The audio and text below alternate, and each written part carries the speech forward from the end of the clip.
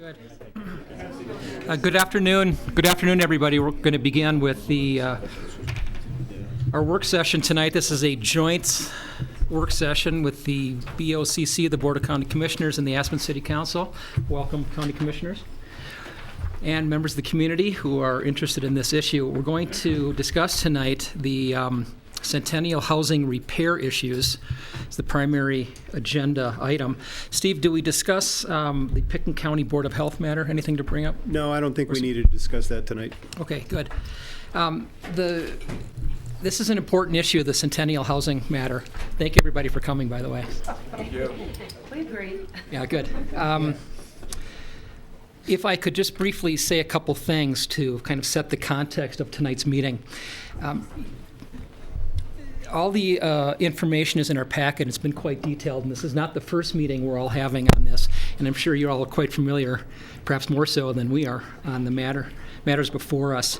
There's really three questions that we've been dealing with. The first is, what is the cost of repairs? And I'm glad to report that both parties have agreed on the cost, which is about $3.2 million. The second question is, what is the period of time required to make those repairs? I'm also happy to report that the two parties are able to agree, and it's approximately $2.1 million needs to be spent immediately to address the problems, and about $1.1 million will need to be spent over an additional 6 to 10 years. We've all agreed on that. The third question, however, is a big one, and it's this: who pays for those repairs? And that's what tonight's discussion is about. Our goal tonight is to provide, our goal up here tonight is to provide policy direction for staff. And that direction will address the core issue, which is who pays for those needed repairs. And this will happen really in principle. It's not our objective tonight to work out the specific program, whichever way the discussion goes, and all those details. It is simply to provide policy direction. The packet, as presented to us, has a staff recommendation, and that recommendation is to let the homeowners fund their own capital repairs. Now, the homeowners have a different opinion about that, which we'll hear. Should the elected body here support the staff recommendation, the details of that policy direction will be worked out by staff, and that'll take a few months. We're guessing 1 to 3 months, and everybody will be informed as that progresses. So that's where we stand, and I'd like to now turn it over to staff for a presentation. Following the presentation by staff, we'll return to the board here to ask questions of staff. We then will turn it over to the Centennial homeowners for a presentation and return back to the board for questions there. Good? Yep. Okay, Steve, thanks. All right. I just wanted to add a few things to what the mayor has said. The first is that this is more important than just Centennial homeowners. This is absolutely a precedent-setting discussion we're having here. There are other homeowners associations who find themselves in similar situations with repairs needed and not enough in their capital reserves. So a lot of people are watching this discussion. Lots of homeowners associations have been in contact with us over the last several months, wondering if they too can come in and request funds. So this is not necessarily just an issue about one homeowners association. In fact, it will not be should you decide to put money towards the capital repairs of the situation. It will grow from there. As you said, Steve, we strongly believe that the focus ought to be on who pays tonight. We've had several meetings where the discussion has gotten off onto various interpretations of history and culpability, and I think we can go down that rabbit hole and get lost there for a long time. Mm-hmm. I would suggest we focus on the notion of who pays. The situation that the homeowners face is very real. It's not going to change based upon whether you consider, one party or another to be responsible for this. It's very real. It's also real in other homeowners associations, so I'd suggest we accept that reality and move forward with discussions about who's going to pay for it. John, anything you have to add to that?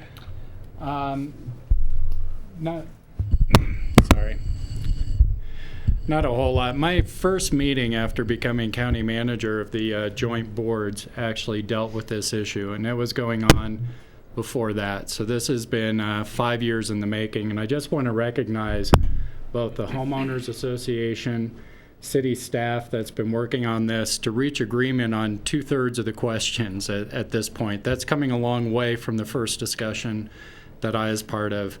And tonight, I hope that the bodies can find a way to give some pretty definitive policy direction, even if it's not specific direction, so that the homeowners have some certainty about how to move forward, as well as staff.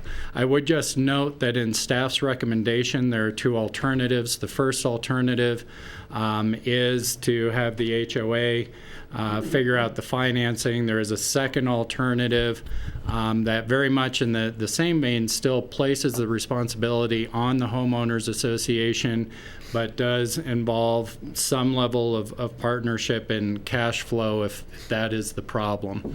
And so we see from staff's perspective as those are the 2 main questions. I'm sure the homeowners will probably be presenting a third view of that. And to talk about how we got there, I think we should probably hand over to Barry and Scott at this point. Okey-doke. I just want to remind everybody that the direction from the elected officials over the last few years has been pretty consistent over time. Includes a directive to provide technical assistance to help them get started with recommendations from previous consultants to begin repairs on a few units or a few walls so that you can see what's really behind the siding and the cladding and get a better estimate on projected costs. Not to negotiate with the HOA over government assistance to pay for those repairs, and to get an estimate on an agreed-upon scope of work from an agreed-upon contractor and report back on the results.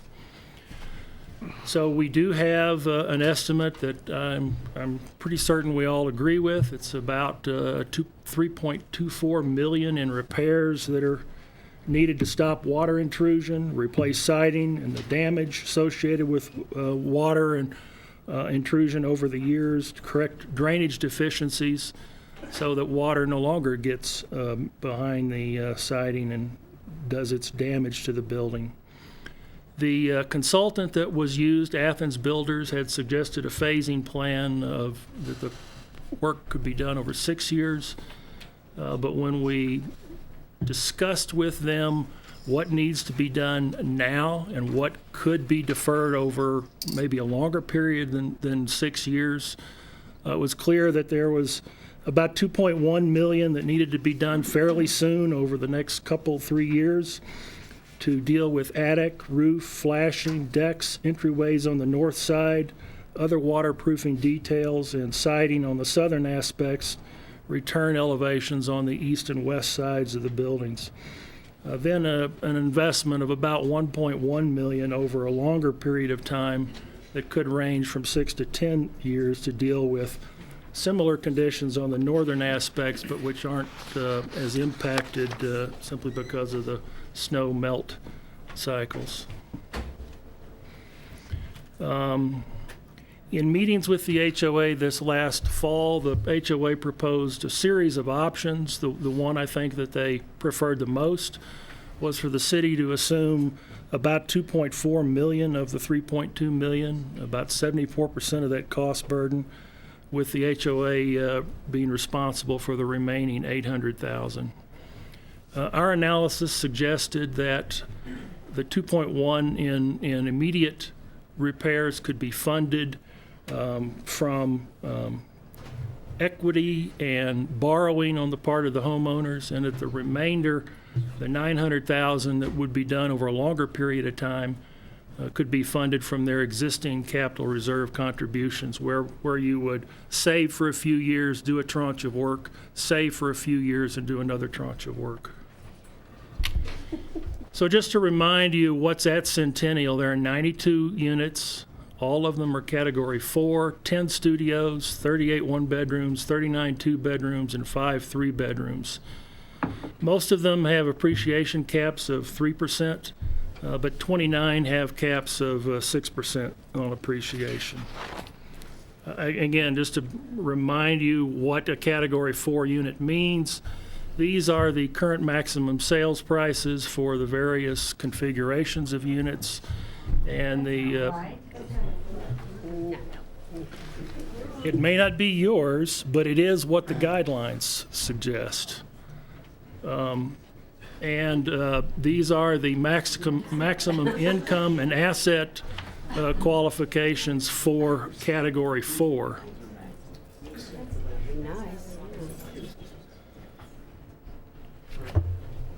So in looking at the tenure of owners, we have a variety of folks who've been in their units ranging from a few months to over 28 years. And with that kind of tenure comes a fair amount of unit appreciation. There's about $3.6 million of appreciation in all of the units combined. It ranges from a few $100s for those people who just bought their units to over $100,000 for those people who've been in their units quite some time. And this is appreciation, it's not equity. I don't know what people's equity is because I don't know what their mortgage situation was, whether they've refinanced, but this is the amount of appreciation that those units have earned according to their caps. And so just more than half of the owners have $30,000 or more of appreciation.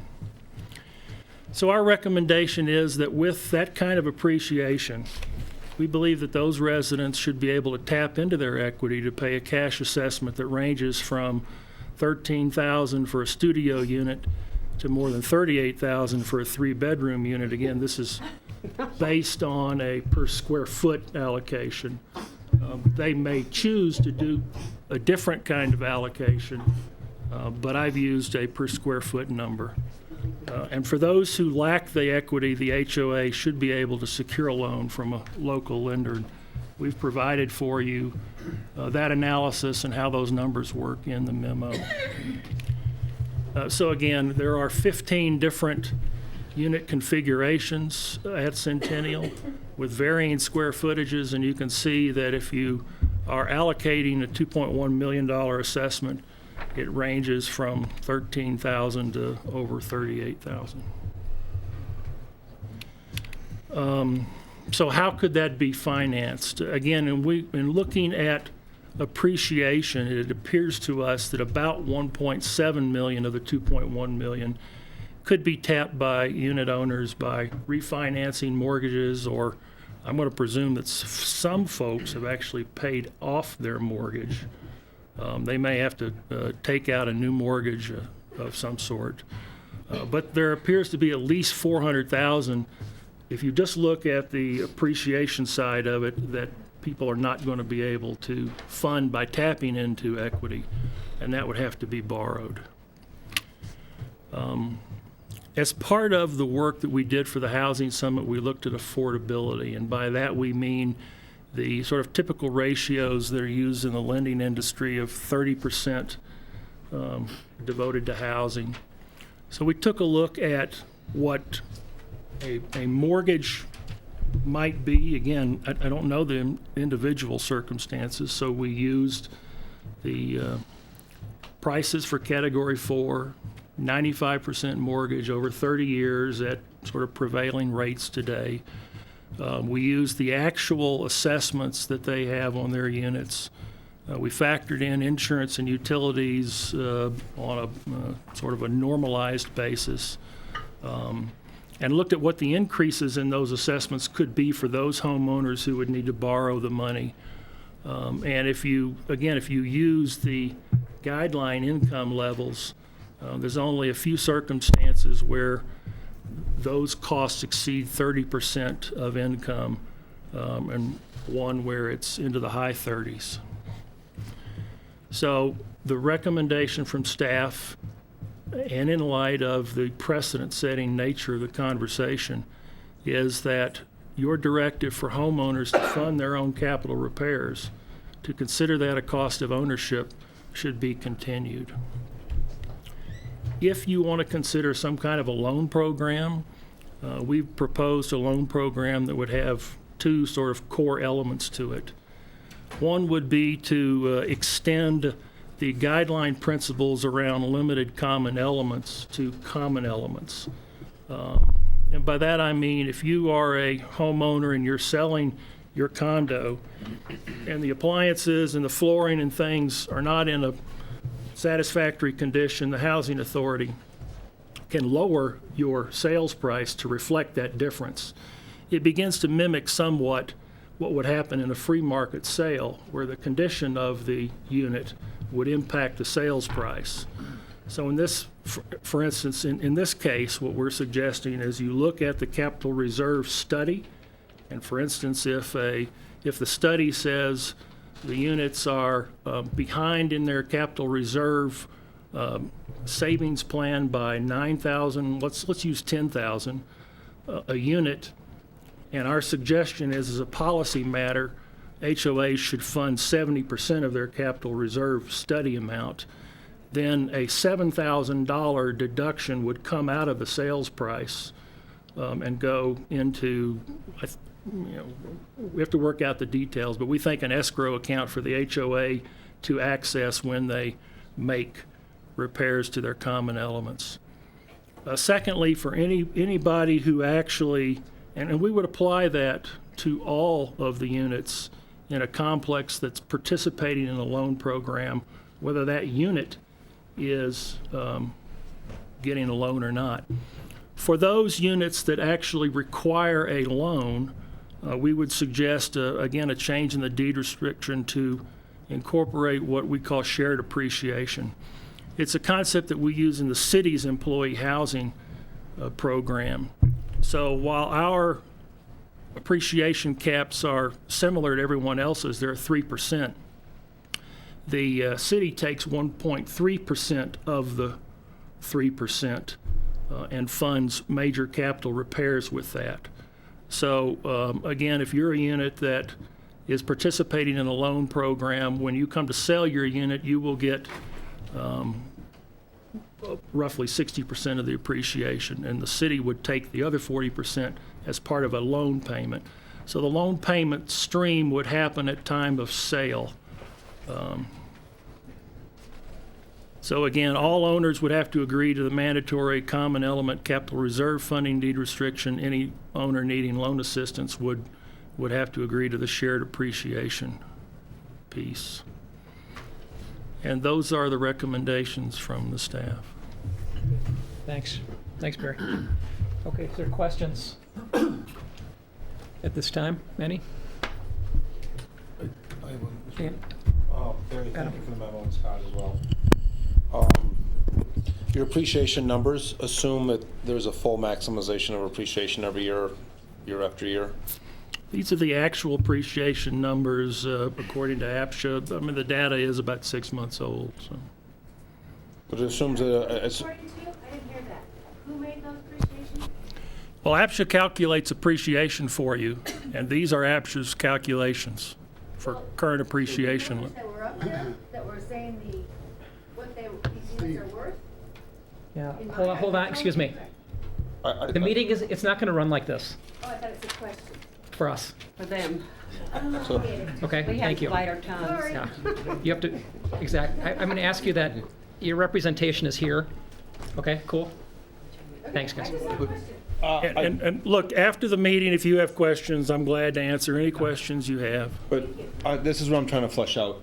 So every month, APSHA has a new monthly maximum price that a homeowner can sell at.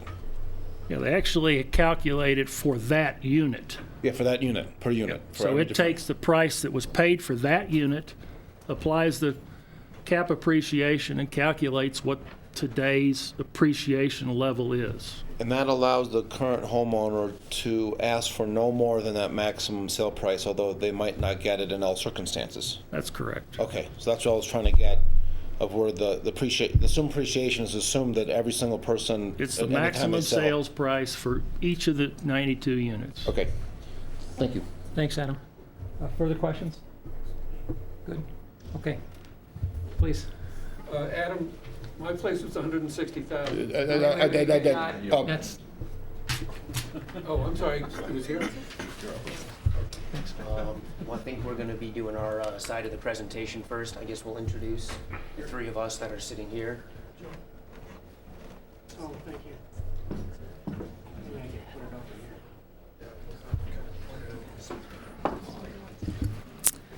My name's John Forster. I'm the treasurer for Centennial Owners Association. I'm also the construction committee chairman, which probably makes me the craziest person in the room here. But anyway, thank you for taking the time to talk to us about this issue. We appreciate all the work that has gone into it. We appreciate all the meeting time that's been dedicated. And next to me is David Furman. He's our counsel from the law firm of Hinman Sanchez.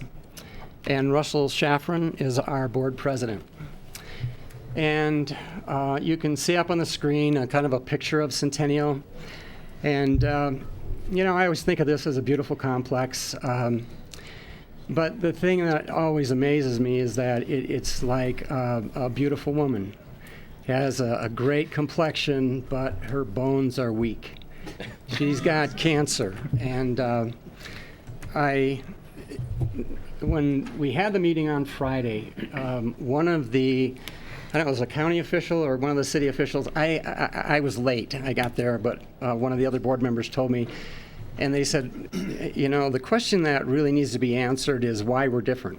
I mean, what makes us special? What makes us qualified to get an exception from policy as far as like getting financial help? And I thought, you know, I can answer that in 2 words. And that answer would be, we've got big defects. And those defects have been in place since since Centennial became a employee housing project. Our biggest problem is that we don't have a vapor barrier between our siding and our sheetrock. And it's a strange construction. As you can see, you know, we've got kind of stacked siding. I think they call that, what, shiplap siding versus overlap siding. And right in back of that siding is this fire-rated gypsum board, which really seems strange to me. I mean, I'm not a builder or a contractor or anything, but I don't know why you'd put sheetrock right behind siding, especially when you look over here on the right side. You can see that through the years, through the you know, heaving and constriction of that siding as it goes through summer and winter, those spaces between those boards become wider. And as we get snowstorms and windstorms and rainstorms that get driven into that siding, it simply gets transported right through, just wicking into the building. If we would have had a piece of plastic there, sheet plastic, we would not be in this room. We would not be looking at the kind of damage that we're looking at here. And as you can see, the results of that damage, that water goes through, it goes through the gypsum board, which crumbles. It goes into that plywood sheathing.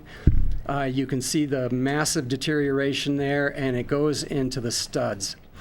That stud that's sticking out right there, you could just pull that off the wall. It's that weak.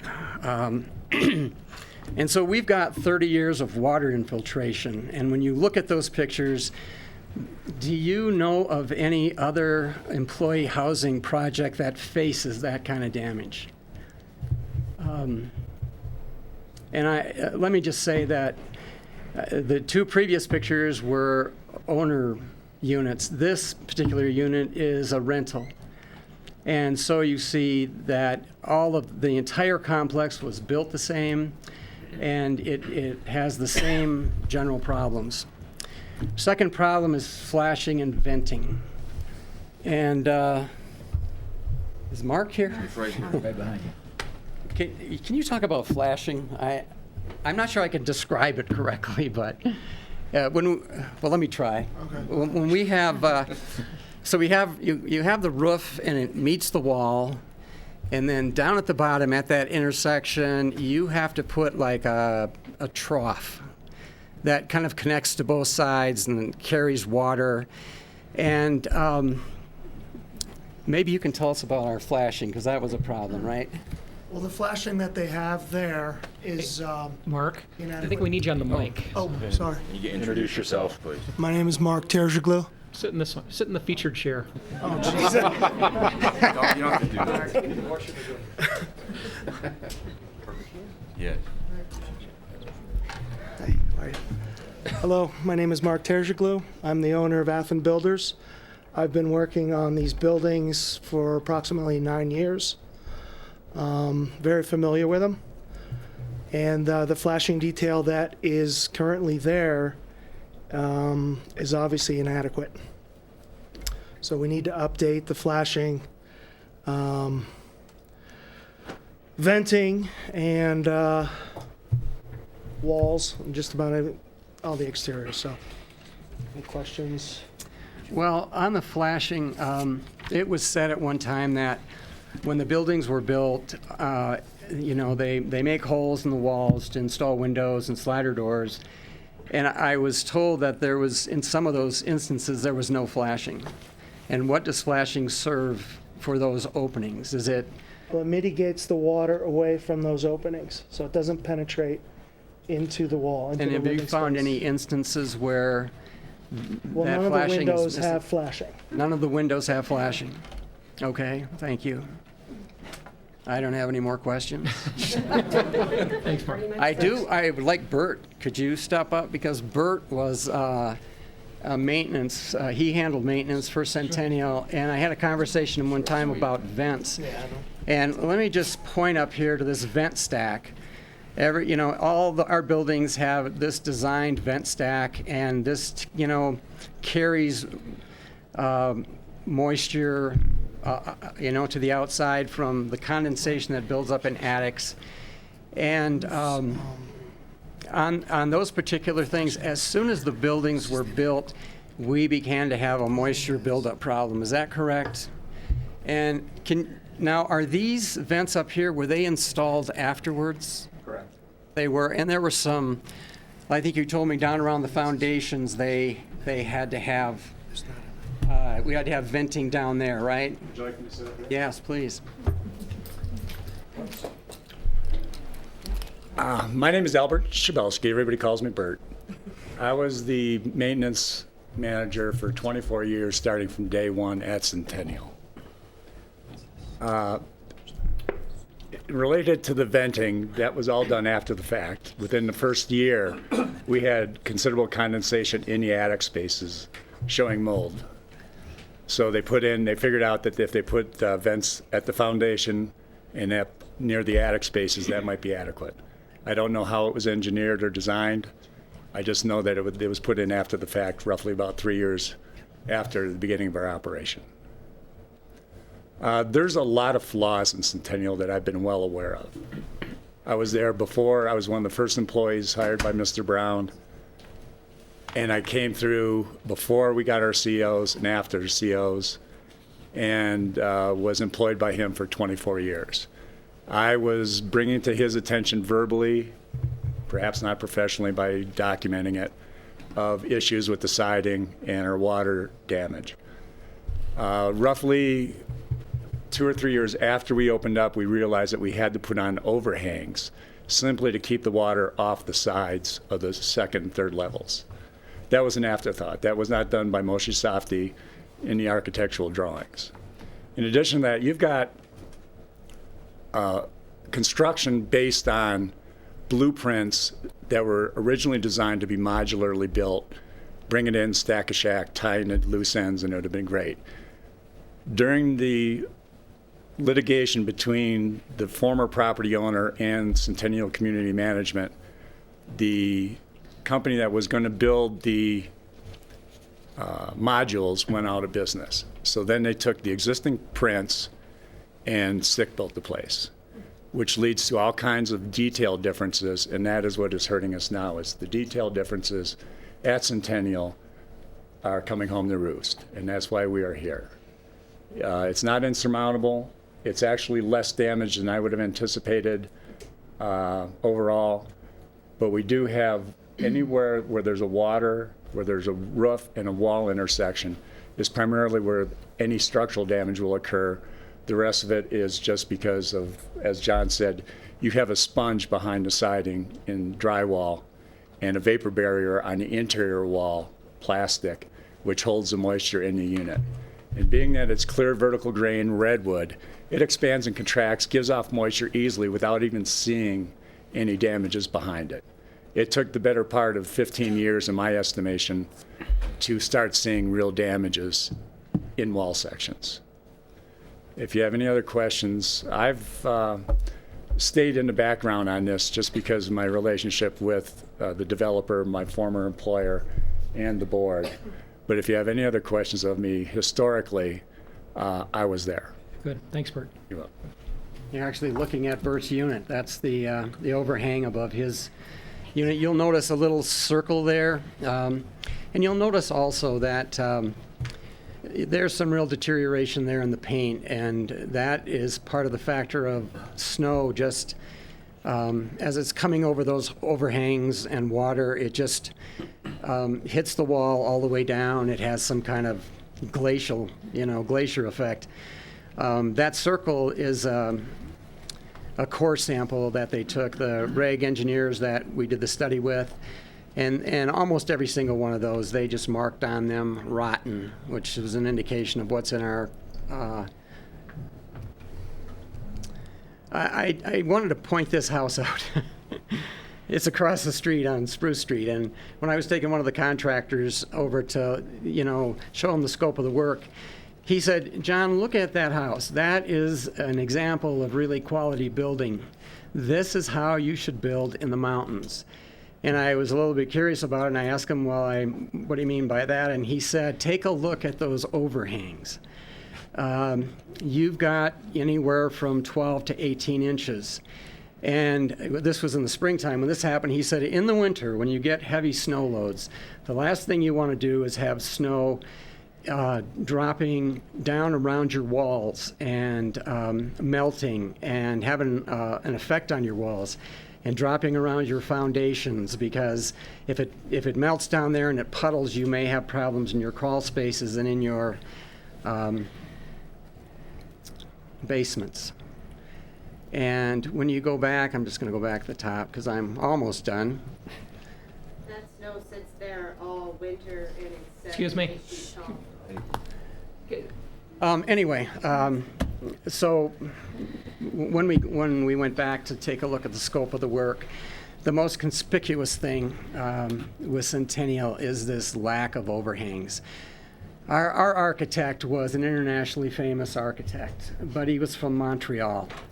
And, last time I checked, I think Montreal is on the St. Lawrence Seaway, and it's like at sea level. We're at 7,500 feet. We have a whole different complex of nature acting here. And I think, people had told me that, Centennial is really meant to be built in the desert. And I think that's just kind of an urban legend. But because I've done a lot of research on the architect, I've checked his website, I've called his office, I've tried to get copies of the plans, because everything on his website he lists that he's done, every single project. And I went back to 1983, 84, 85, and Centennial was never listed. And I said, did you guys complete this project? And the lady I talked to said, oh yes, we did. And I thought, well, you're certainly not proud of it. And you shouldn't be, because it is, we have got such serious structural things. The last thing I just want to say is that when you take a look at what we're dealing with, we've been criticized for deferring our maintenance. I don't know, did anybody look at that? Does that look like maintenance to you guys? I mean, Maintenance to me is you paint the buildings, you resurface your parking lots, you clean up the potholes, you take care of the sprinklers, you mow the lawn, you do things on a regular schedule to make sure that your property has some integrity and adds value. And this kind of thing, it's not that nobody deferred this because, number one, nobody really saw it. They had inklings that we were having moisture problems because of the mold that was developing, but we didn't have, our boards, whatever acted back then, I don't think they simply had the knowledge. I don't think it was anything that they deliberately omitted. With that, thank you. I'm going to turn this now over to Mr. Furman. Thank you very much. We do truly appreciate all the time and energy you have spent on this. We understand, as Mr. Barr pointed out, this is a huge question. And truthfully, it does not just impact Centennial. It really does impact many associations. And to introduce myself, I work with Heinemann Sanchez, and we, as a firm, do nothing but homeowner association representation. We represent approximately 1,800 associations throughout the state, and I would argue that the issues facing Centennial are not just unique to Centennial; they're unique to free market projects too. And to some extent, in free market projects, at least when an association is able to invest in the project or pay a special assessment, there is a return on investment when doing it. And the policy question really does become, when you look at the point or why APSHA was initially kind of created, their own mission statement states that it was established for the purpose of effecting and planning, financing, acquisition, construction, reconstruction, or repair, maintenance, management, and operation of housing projects pursuant to a multi-jurisdictional plan to provide for residential facilities and dwelling accommodations at rental or sales prices within the means of persons of low, moderate, and middle income. So, by definition, we have a group of owners in Centennial that may have bought in 3 months ago, as Mr. Crook pointed out, or in looking at the records, yes, we've got some owners that look like they're original owners that have been there for an extended period of time.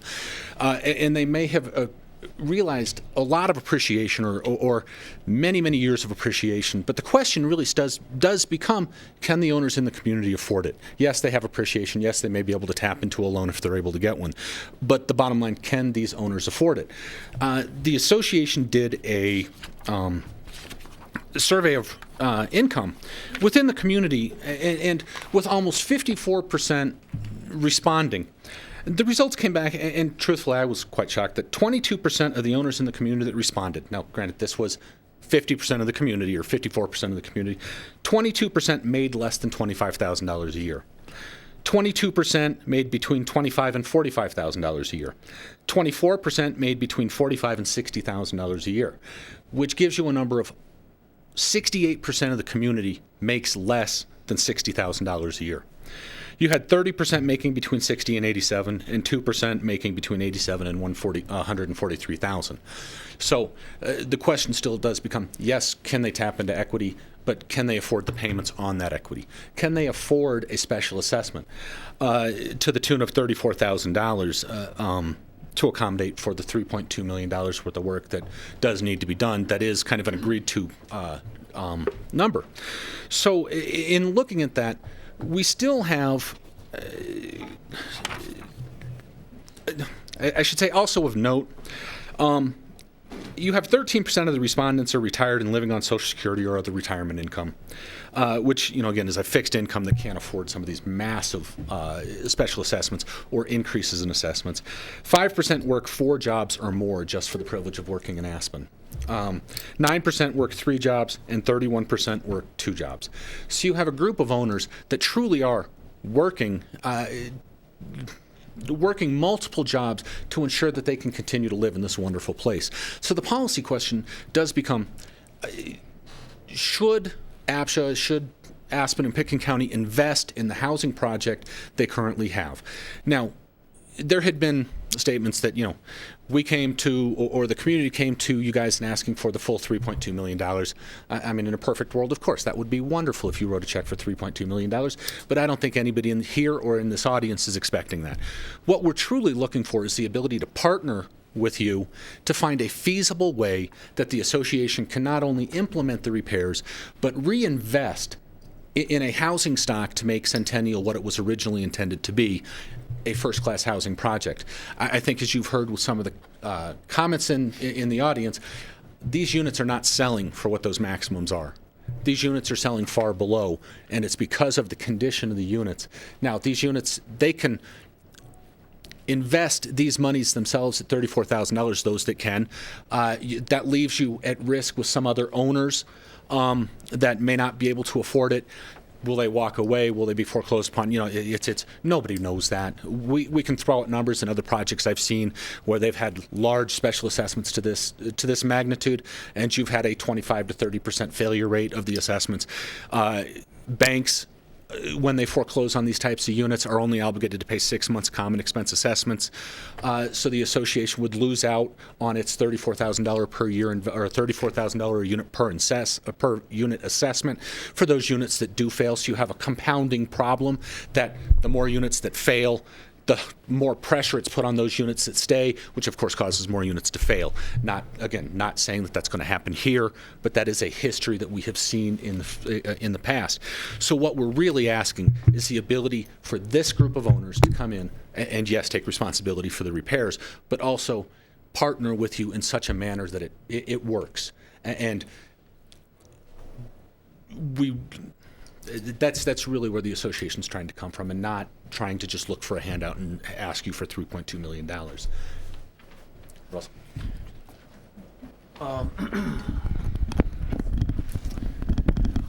Once again, my name's Russell Shaffron. I'm the president of the Centennial Homeowners Association here, and as everyone has been saying, we really appreciate your time and all efforts that have been able to go forward here. I'm kind of be giving a little bit of a summary. I'd like to clear a little bit of the air first, where in this memorandum, it's referring to how Centennial has ignored recommendations. Well, those recommendations were 8 years into a new project, all new roofs for the entire association, all new doors, and all new windows costing a little less than $1 million, which seems somewhat unreasonable for a project less than 10 years old. A roof that's supposed to last 60 years was recommending to get replaced just less than 10 into the project, I think around 7. You know, I think a lot of us have a lot of agreements on where we want to move forward with this, and I think this is excellent that we're looking for new policy. I'd like to just pretty much just say here, we had a special assessment put on the association in the early 90s, and also in this memorandum it refers to us cutting our dues back. Well, the reason that the dues were readjusted was because after this special assessment was completed, those slight overhangs were added, and after that was completed, that was the special assessment, dues were readjusted to pre-construction pricing. So in the original construction, our roofing systems lacked overhangs and eaves, creating a high propensity for ice dams and moisture infiltration at roof edges and along wall intersections.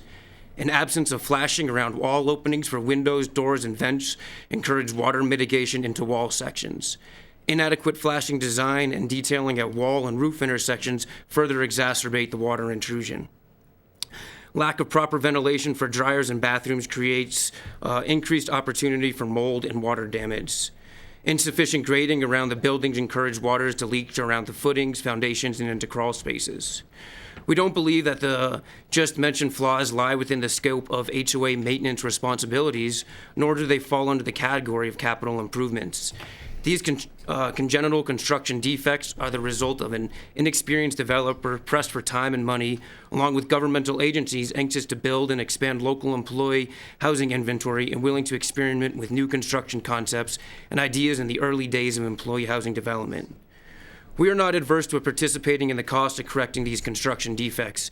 We believe these costs should be shared with the entities who brought our complex into existence and not forced upon us by such. John kind of mentioned it earlier. I mean, we'd like to make this statement regarding what we feel maintenance is. We believe regular maintenance of our buildings, grounds, and parking areas are essential to the proper management and good health of our complex. We believe maintenance to include such things as snow removal from sidewalks, parking areas, resurfacing and sealing, prompt repairs to damaged elements such as door, windows, siding panels, and roofing metal, exterior electrical outlets, painting and caulking, lawn, irrigation. As we know, maintenance issues can just go on and on. I'd like to really wrap this up with just kind of the summary of, we're really not here today for any handouts. We'd really like to try and find the best solution for a problem that has been existent for, at least for Centennial, coming on 30 years. No maintenance would have fixed the problems we were having at Centennial. These buildings needed all these repairs the day our CO was signed. We believe the best results we can walk away from this meeting is to change the mindsets of you, the policymakers and implementers. We read the employee housing project as fat and funds. They have done nothing but make money since the beginning of APSHA. And it's great they've been able to supply housing for a working class. You right now have the opportunity to make this employee housing project a success or a failure. We hope you can establish new policy under strict guidelines and regulations that funds would be available to assist our city asset. City staff has expressed that the city and county have no intentions to ever reinvest into existing projects. Centennial has always kept a healthy budget and kept a capital reserve account sufficient for expectant repairs. This is the out of scope to expect deed-restricted, affordable housing to foot the bill with no financial incentives ever gained. Winning a lotto that APSHA regulates should be a positive experience. If no action is taken, winning the lotto could be a curse. Homeowners at Centennial want to keep a healthy and striving community here in Aspen. And once again, if no action is taken, I feel we'll lose that. And once again, thank you all for your time here. Good. Thanks, Russell. Thanks, David. Thanks, John. Good. I'd like to return to the boards for questions of the Centennial team, if there are any. Dwayne. Thanks, guys. Quick question. What opinion do you guys have of the staff's second recommendation? Obviously not the first one, which is status quo, but the second one, which is some sort of proposal of a funding mechanism. So what's your opinion there? Well, we realize that Centennial is Category 4 housing. It really doesn't seem like a lot of the Category 4 requirements are accurate for Centennial with the cap of annual income, and our surveys were gross annual income on household levels. And it seems that even the pricing of a lot of our units are almost half the price of what was presented. So I think as long as we get accurate figures as close as possible, we're looking for any feasible solutions. Right now, just for a little comparison, my mortgage to due ratio is about 67%. Mortgage to dues? Yes, sir. Understood. And go ahead, John. I appreciated that was a creative solution for us, a path. And just under the understanding that, there has to be give and take. And we're not going to get everything we want, but we hope to accomplish some things. And we want to be made whole. And we're just trying to find a way to do it. Thanks. And without, actually agreeing to or committing the owners in this room to anything, I think that mechanism that it's implemented really does need to be studied because, as I'd mentioned, this is an association problem. This isn't an individual owner problem. And I don't want to get into a situation where, again, you have defaults or you have some sort of stress that's put on owners that do end up paying, that, maybe do own their units and they're making, that high-end $164,000 that can write a check, if there are any, versus those owners that are going to struggle to make the payment. We need to make sure that this is done at an association level, so it's the association that is able to move forward, not necessarily the individual owners. So there are some tweaks that will, of course, have to be made, and realistically looked at in a very careful manner. And I know Jason wants to talk. No. No? Don't? You're good? I'll get there. All right. Barry, have you guys been able to, you mentioned that the city's employee housing program does deploy that mechanism of that shared appreciation model. Have you been able to unpack that in any level of detail to at least get some feedback? Oh, you want the mic?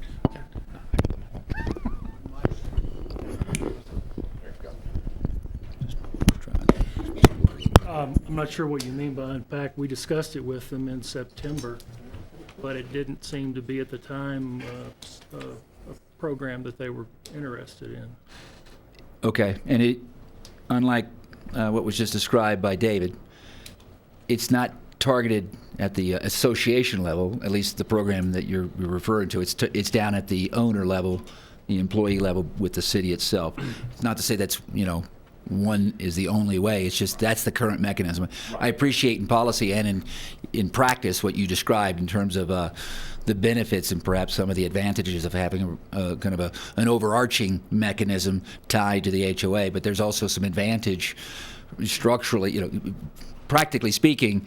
We do own title down at the individual condo level, an individual owner level. So that does afford at least some path for a possible solution. And there is an example, perhaps after you study it further, maybe there's an ultimate solution that is a bit of a hybrid approach that gives you a bit of checks and balances between yourself and the individual homeowners, and then between the HOA and the city, if you follow that. Part of what we were trying to do is to create a revenue stream Yep. that could pay back a loan. And Indeed. If it's done at the HOA level, where are you going to get the money other than an assessment? Well, and I can tell you, and maybe I'll scream so it can be picked up. Oh, here. And when an association takes a loan, what is pledged?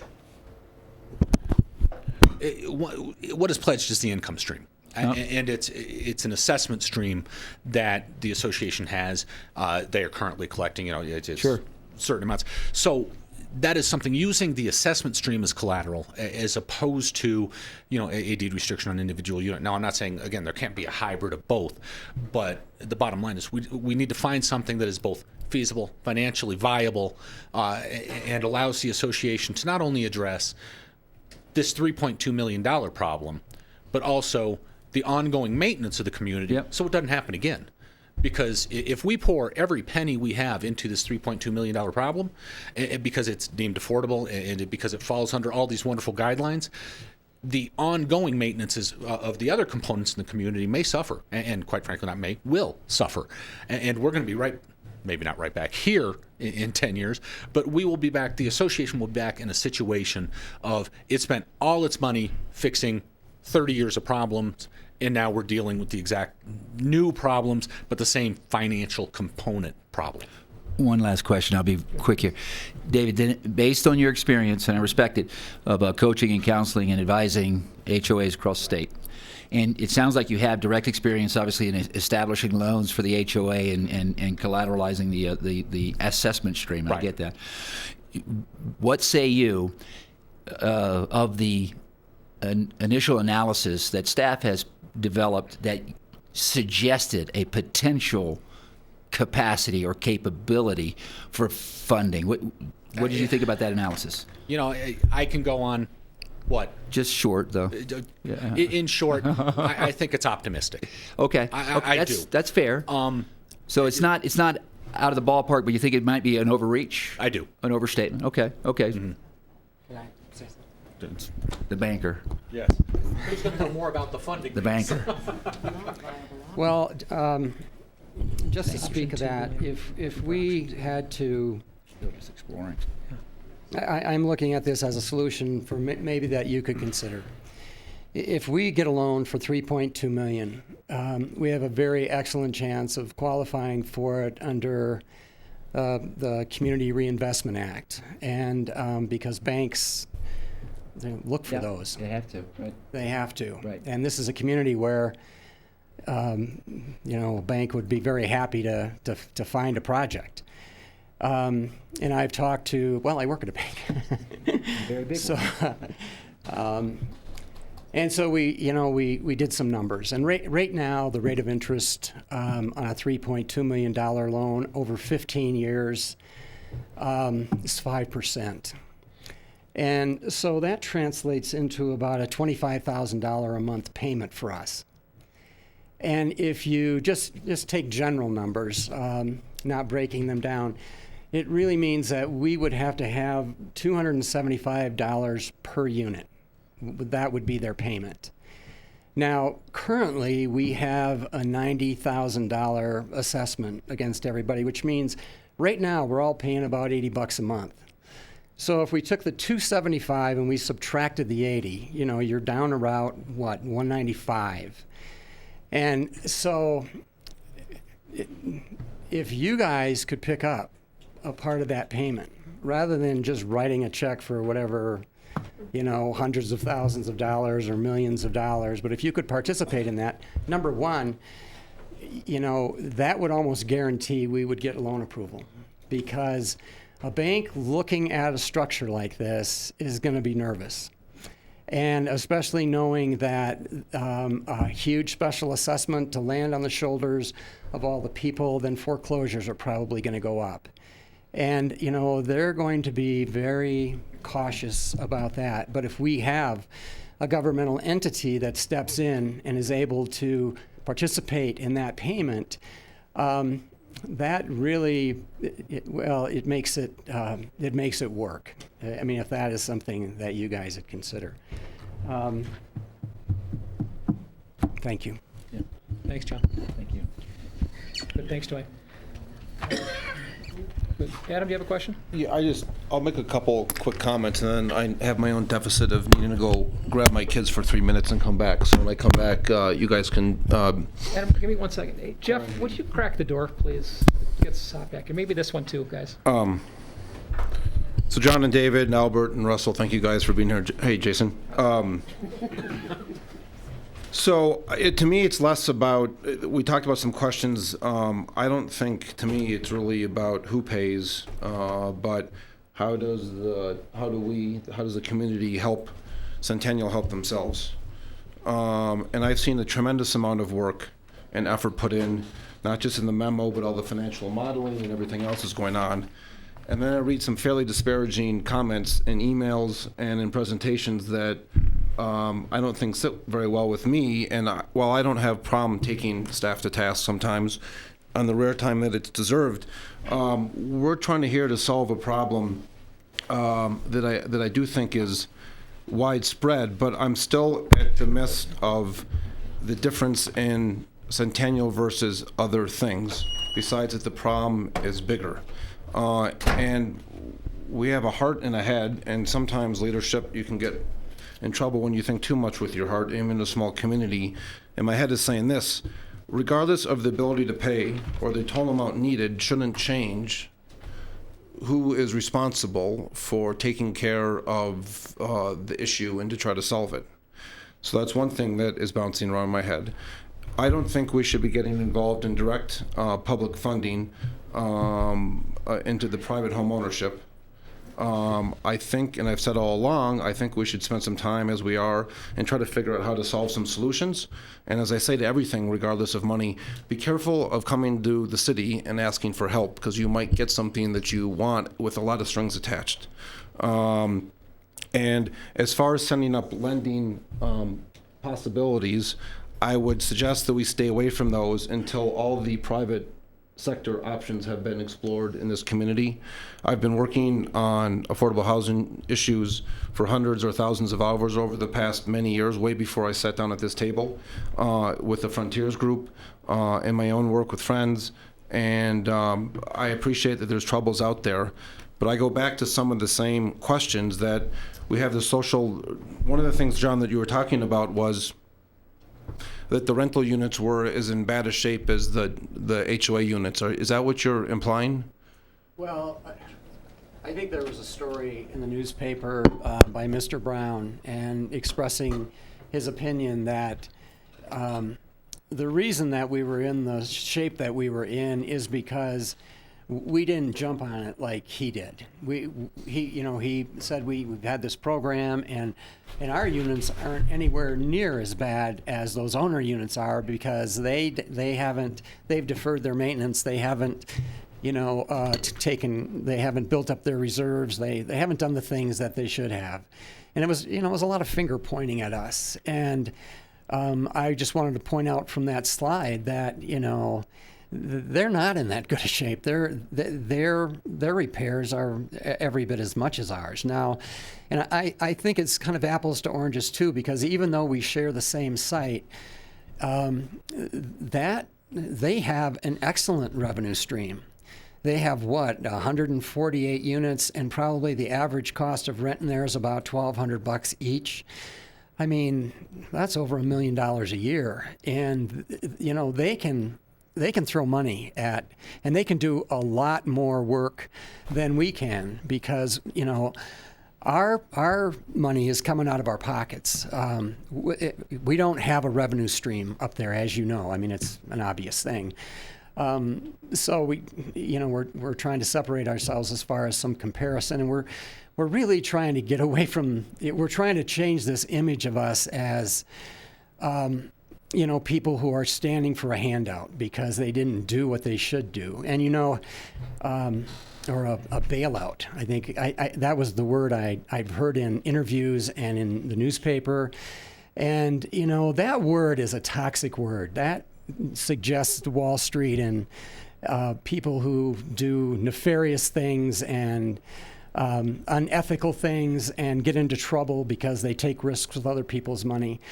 We don't want you to think of us that way as we're looking for a bailout. We want you to think of us as like a parent who has a child with birth defects.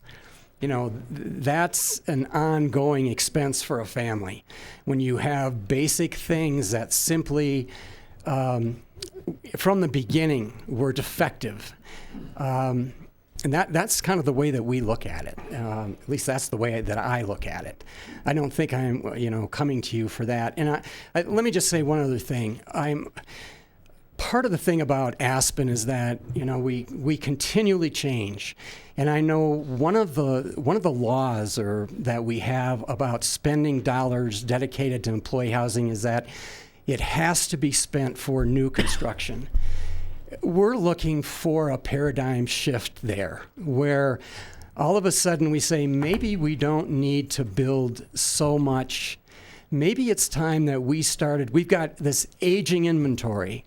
I mean, Centennial is one of the grand, parents of this, of affordable housing, and we have got a parade of HOAs behind us. If we begin to think about sustainability instead of always thinking in terms of growth and expansion, because I don't know, when I take the pulse of Aspen, it's not the same as it was in '98 or '99 or the early 2000s. Maybe I'm wrong, but I'm just seeing that it's the need has gone down, and so we're hoping that you'll have a strategy that matches that. Thank you.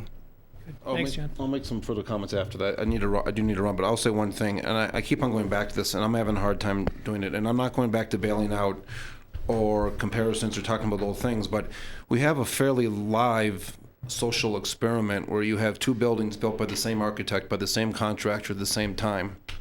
And the rental people, I would slightly disagree, are paying for it out of their pocket. The rent that they pay goes to the landlord, and the landlord takes that rent and pays it off. And I think the facts would show that more money, rightly or wrongly, I would argue the former, has gone back into the maintaining the building for a combination of operating and capital needs. And I think there's been less money, the minutes show and everything else, into your building. So why and who, I don't really care about, but I do strongly believe if the same amount of money would have been put in by the same amount of people as they did in the rental units and managed professionally the entire time from start to finish, I don't think we would all be sitting here. And so if I need to get over that hump to not listen. I live in a house from 1962.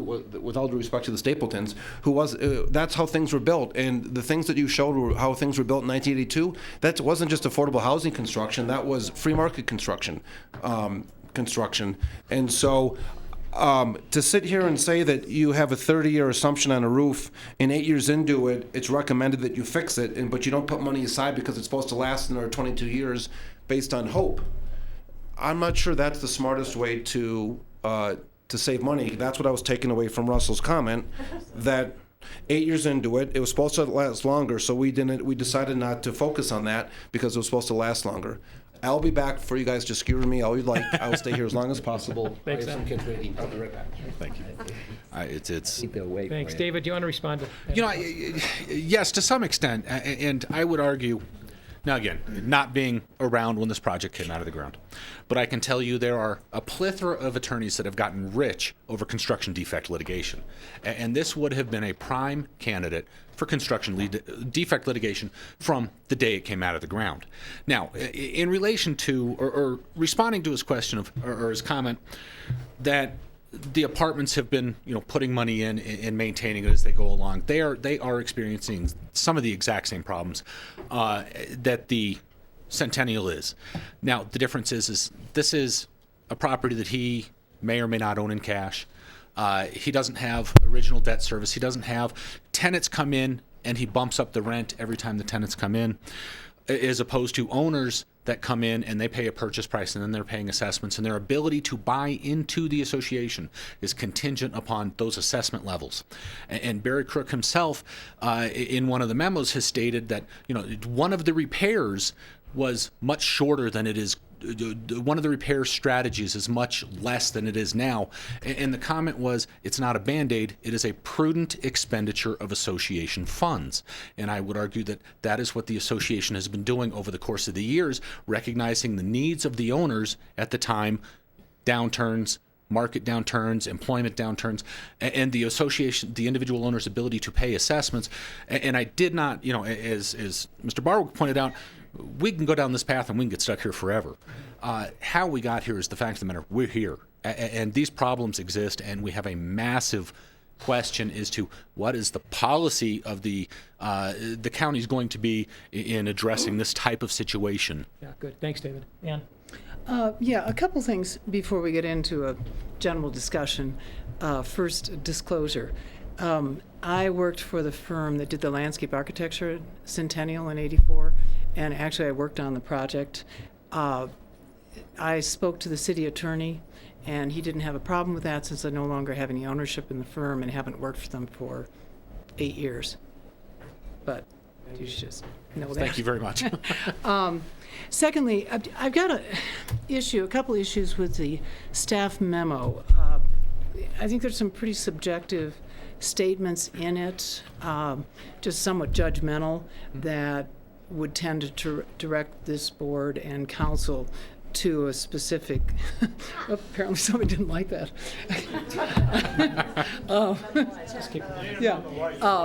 To a specific decision. And so I just want everyone to, at least us up here, to be aware that some of the statements in here are, I consider, very subjective and judgmental. Also, I object to the assumptions, the financial assumptions being made. I'd rather be looking at this without making some guesses or assumptions about what the owners can actually do, but pull it back to what needs to be done with these units, no matter who's living there, what their income is, how long they've lived there. Thanks, David. Thank you. Thank you. Rob? I don't know what's on, or is that on? Yes, sir. Okay. I just want to ask kind of a direct question to frame this in my mind a little bit to I guess Mr. Furman, is it? Yes, sir. You're the attorney for the HOA? I am. And I guess a response from the HOA as their representative. I mean, I understand there's a great deal of damage to these properties, but again, I have a very specific question to kind of frame this in my mind, which is it the HOA's position that APSHA, the city, the county is somewhat responsible for this from a legal standpoint? I mean, you talked about defect litigation. Right. You talked about, yes, these are projects that we have deed restrictions through APSHA on these units. So they are somewhat connected to these agencies, APSHA, the city, the county. But I really want to frame this by knowing exactly where the position of the HOA is from a legal standpoint. Is it the position that there's a legal responsibility financially from those agencies? Without, showing too much of my hand or too much of the association's hand, we have looked into those issues. We would rather work with you as opposed to you.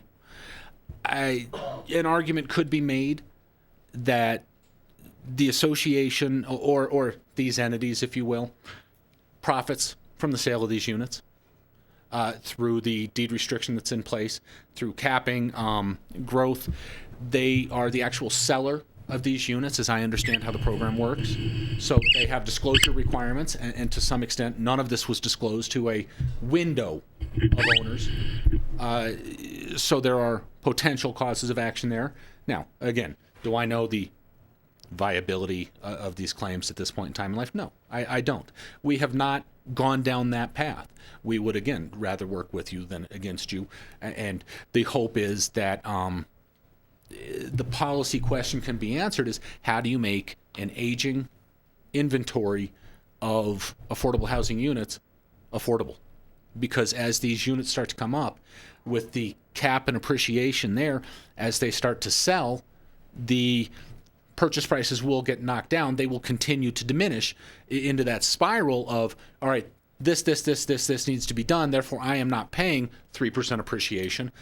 We're actually going to discount the value of this unit to X. APSHA makes less from the sale. The owner makes less from the sale.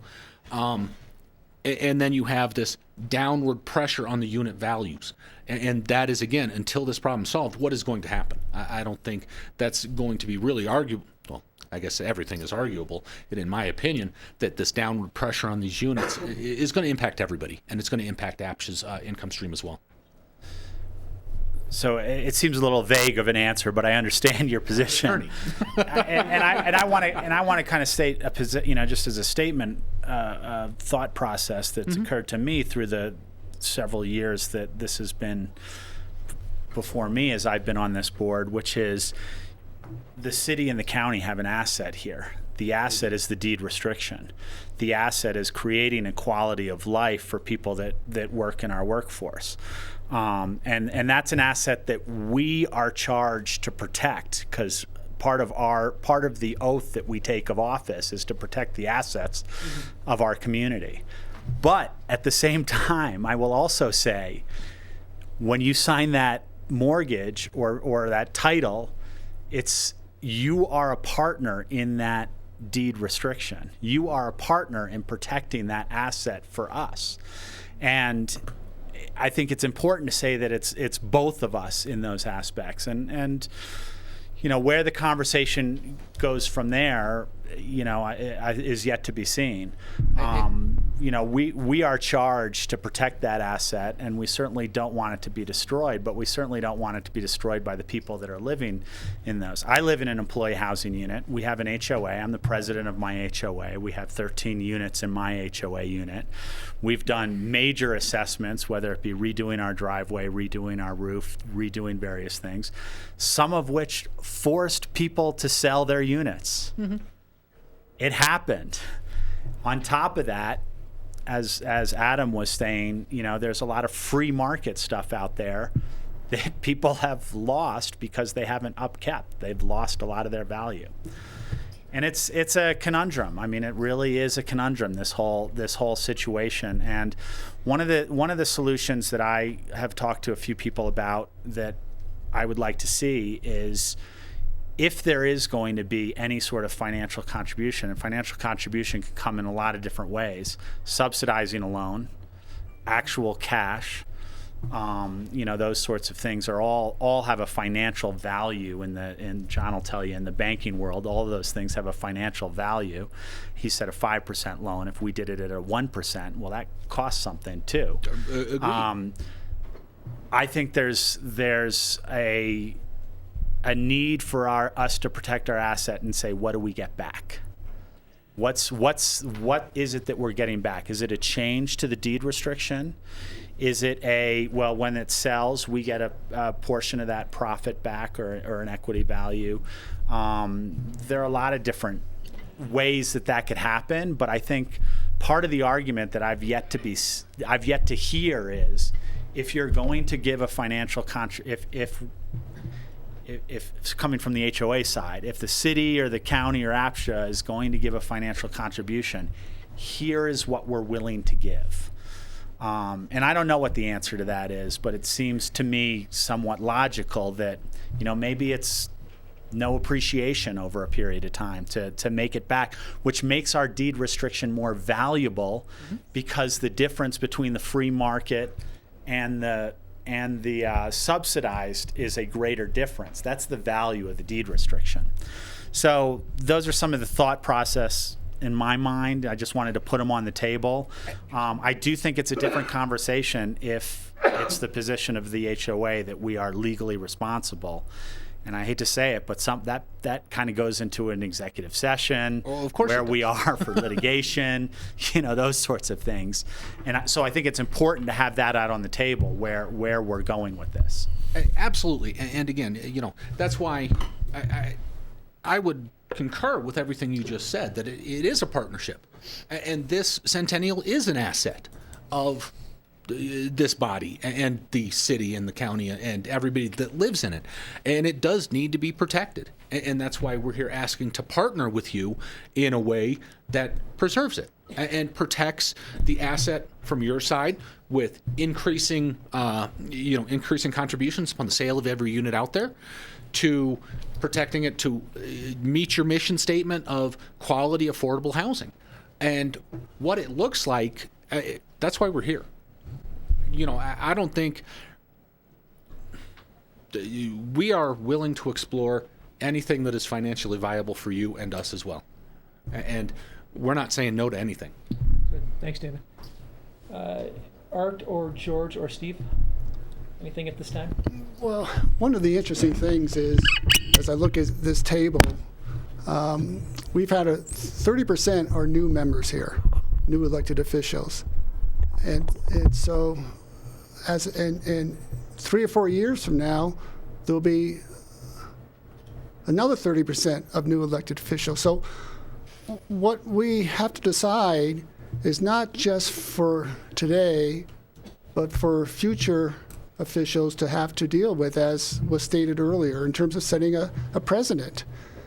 And I've heard that this is not unusual for other HOAs, and we can expect that other HOAs in our community will be coming forward. They may not know currently if they have any major issues, but 5-10 years down the road, something may pop up.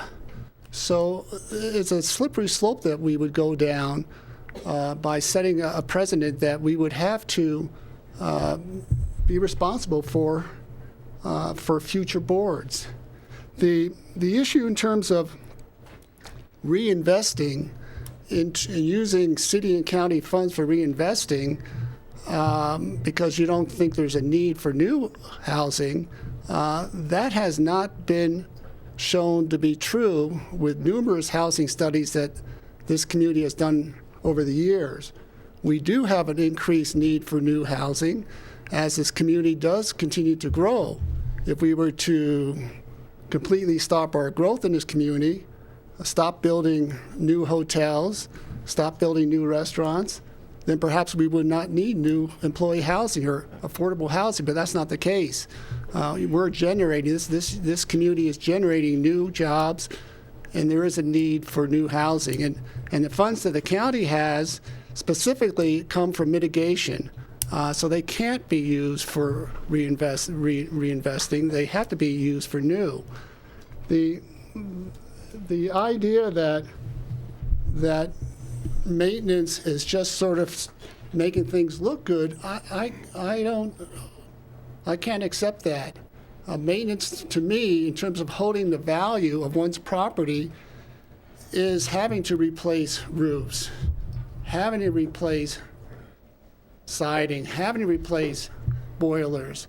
That's all maintenance that continues to allow that property to appreciate. So the issue for me is whether it's free market housing or whether it's deed restricted housing. Ownership, to me, is a privilege. There's a lot of people in this community that would love to get into ownership, but they can't afford it.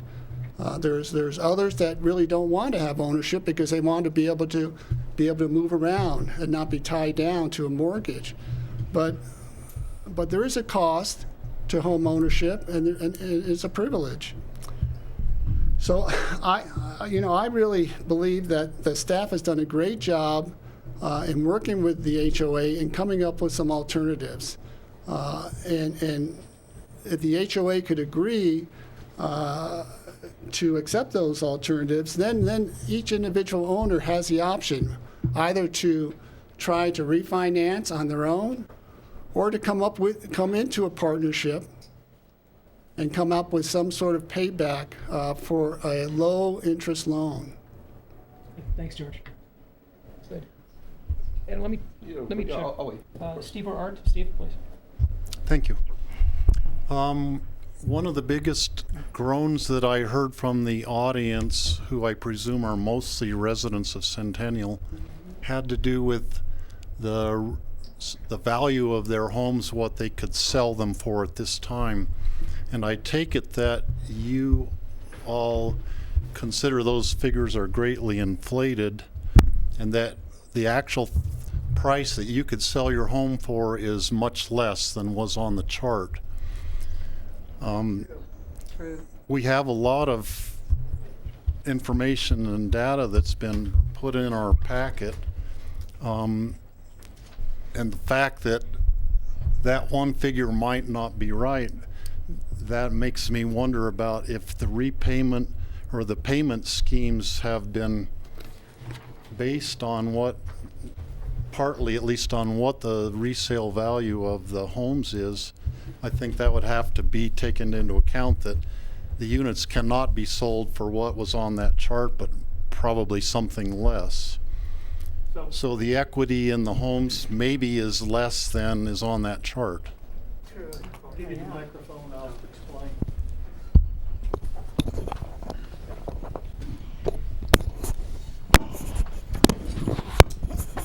The chart that I showed in the PowerPoint presentation is the current guideline numbers for maximum sales value. That doesn't always coincide with actual numbers for particular units because it depends a lot on what their original price was. So what you have here is the spreadsheet that comes from those actual units. You'll see 92 rows. This column here is the current value. Some of them have investments that are allowed to be part of a sales price, and the total number is the actual current maximum price for all of these units. This is a calculation of the appreciation earned. It's the current value minus the purchase price. So this is a mathematical calculation of the appreciation earned. What I've done is to take the assessment for that particular unit based on a square foot calculation, put that in a column, and said, is this greater than or equal to that number? I can make a cash payment if I choose to access my equity. Barry, hold on one sec. Steve, just a broader policy matter. Should that be the case, what are you suggesting? Well, we maybe would have to recalculate. I mean, I think that information. And again, I'm trying to your explain chart, to you. I mean, your chart is looking like you've taken all this into account. They're actual numbers. It's not what the guidelines maximum number is. These are the actual So that earlier numbers. one was the maximum that would be allowed, the maximum. That's what's in the guideline. But again, just because it's a Category 4 and this is today's guideline price doesn't mean that every Category 4 unit is priced at that level. They're all over the board. Okay. If I might, Mr. Mayor. Steve, please. There's lots of possibilities that have been brought up by the homeowners, by staff, for cash flowing the situation, smoothing things out, doing reverse mortgages, making things work as much as possible for the homeowners at Centennial. There's a threshold question in front of you, and that is, are the elected officials willing to put any public tax dollars into or towards this issue that you're not eventually reimbursed for? Because that's critical for us to go forward and try and figure this out. If the answer is no, then we've got a much more limited set of issues. If the answer is yes, and we have some ballpark about what that is, then that also gives us an idea about what we can do to fund it. But I don't think playing with the numbers and getting a little bit more in there is really going to change that threshold question in front of you. I think you've got all the information necessary to make that decision. It's not an easy decision. These are 9 hot seats up here right now for you guys. Good. But I think that's the issue in front of you today. A second point, Steve, would be I'm wondering if we've been told that the rental units they put a lot of money into maintaining them, and yet there was a photograph of one that shows rot in the walls.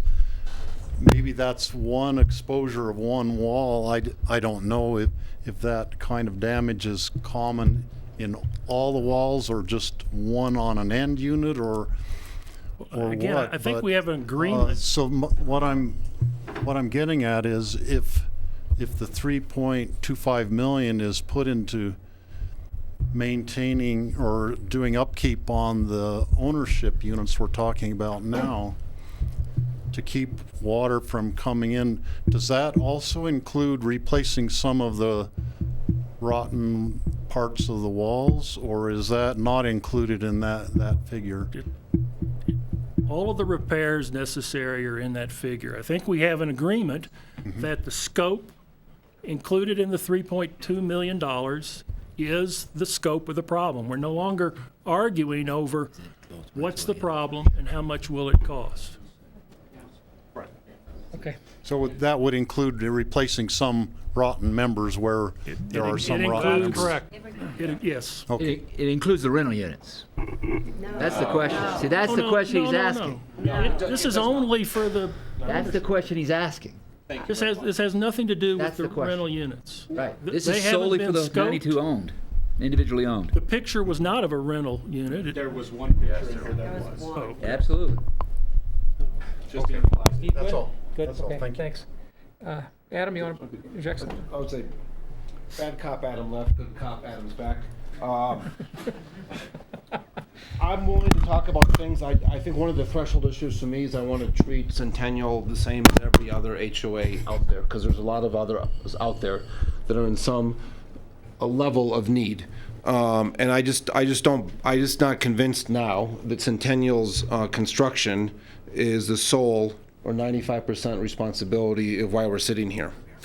So one of the things that I do think needs to happen for those that might not know is that if you do fix up your own internal unit, some of that can go into a higher level of appreciation. So if you pay $100,000 for something, then you can sell it for $125,000. If you put in $5,000 that APSHA deems allowable, your sale price goes from $125,000 to $130,000. I've been talking about this for a long time with Frontiers, although I'm only going to speak for myself now. I don't see any reason why putting money into the capital reserve fund shouldn't allow that maximum sale price to also go up. Because I think what we don't want to do is get into a situation where it becomes financially irresponsible to take care of your home outside of pride of ownership, which everybody has. And the downside of that, what you'll hear is that, oh, well, Adam, then all of a sudden the maximum sale price is going to be too high or it's going to be higher. But there's a cost of doing business in Aspen, even in affordable housing units. And I don't think the system hasn't been collecting enough to keep the upkeep going for that. And so I think, not because it's something that the residents here are going to want to hear, but I just think across the board, we need to figure out a possible way to allow, when money goes into fixing up that unit, they're fixing up the unit for themselves, but they're also fixing up the unit for the community. to make sure that those units last as long as possible. And I think that we need to figure out a way for the maximum sale price to increase as long as there are approved and signed off capital reserve fundings that go into to repair the buildings. So it doesn't just feel like the money's just being flushed down the hole. So that's one thing. The other thing is, I've talked about this grand bargain, and one of them was I would be supportive of the community getting in. Again, I think everyone should go to the private sector first. I just think you're crazy to start here without flushing out the private sector availability. But if you want to come and ask for the community support, and it's all of my discussions will be based on some type of repayment to happen. Not money coming out and not coming back. But one of the ways that you could have money come out and not come back, and the grand bargain is that these HOAs, not just Centennial, but anybody who wants to tap this pool of money, that would be probably coming away from building new units, which I agree there's some people that think we do have enough, but there's some other people that don't. The grand bargain would be that you would be signing a new deed restriction that would have at the end of the day, much tougher and more stringent and more up-to-the-date 2014 protections for the community and the landlord, which I would say is a combination of the community, not that home ownership doesn't have landlords. And so, this deed restriction would have very tight restrictions on capital reserve levels that had to be met. There'd have to be specific and separate funding checking accounts. As it says that the capital reserves do not get commingled with HOA dues, which HOA dues are for snow shoveling and painting. Capital reserve fundings are for fixing roofs and other common elements. And too often, in the free market, as well as affordable housing units, those things are commingled. And sure enough, the capital reserves always end up getting the short end of the stick. And so if there are any HOA complexes out there that want to get involved in some kind of funding, I think there would be some new deed restrictions written up that would protect the community better. I think it would protect the current homeowners better as well. But it's going to require, it just costs more money to live in affordable housing than people have been paying, and the community is paying the price, and no more than everyone here in the audience as well. And so I think we just need to figure out how to get over some of the barriers that what the affordable housing cap has done compared to what happens in the free market, which has been said, the free market kind of weeds out the repairs that need to be made up. And that doesn't really happen in the affordable housing unit. So I think that's how you end up tapping funds from the community by having this grand bargain. And the money can either come from the existing pot that's sitting in APSHA, or there's some other things out there that have to do with buying back ADUs that I don't want to get into, but that's the grand scheme. Good, thanks, Adam. Michael, you want to, anything at this time? I don't have anything to say. Okay, good. Steve. Rob, please. Adam, yeah, I think that's directly what I was referring to in terms of if we put funds in, what do we get back? And I do think it doesn't have to be a cash value back. It could be a stronger deed restriction actually has a value and strengthens the asset. But that has to be quantified somehow. One of the things that I've said to a few people is, one of the things I'd like to see with our joint meeting with APSHA and changing some of the guidelines, one guideline I'd like to see is if it's a 3% capital, if it's a 3% appreciation, that 1.5 of that would be automatic. The other 1.5 you only get if you put it into your capital fund. And, something like that, and forces people to say, it's the same thing as free market. You don't invest in your home, your value doesn't go up. But what's happened, unfortunately, and it happens in free market HOAs as much as it does employee housing HOAs, is the capital fund gets the short end of the stick. In free market, the value goes down. In employee housing, the value continues to go up until you reach that ceiling. And unfortunately, the scary part about us at this table right now is we might be seeing some of those ceilings being reached. And it's going to hurt the people that reach those ceilings, but it's also hurting the community in the fact that that deed restriction is not worth anything more. It's hit free market value. Good. Thank you, Rob. I speak? Yes, Jason. We good? Okay. So I'm Jason Klossing. I'm a Centennial HOA board member. Many of you know me.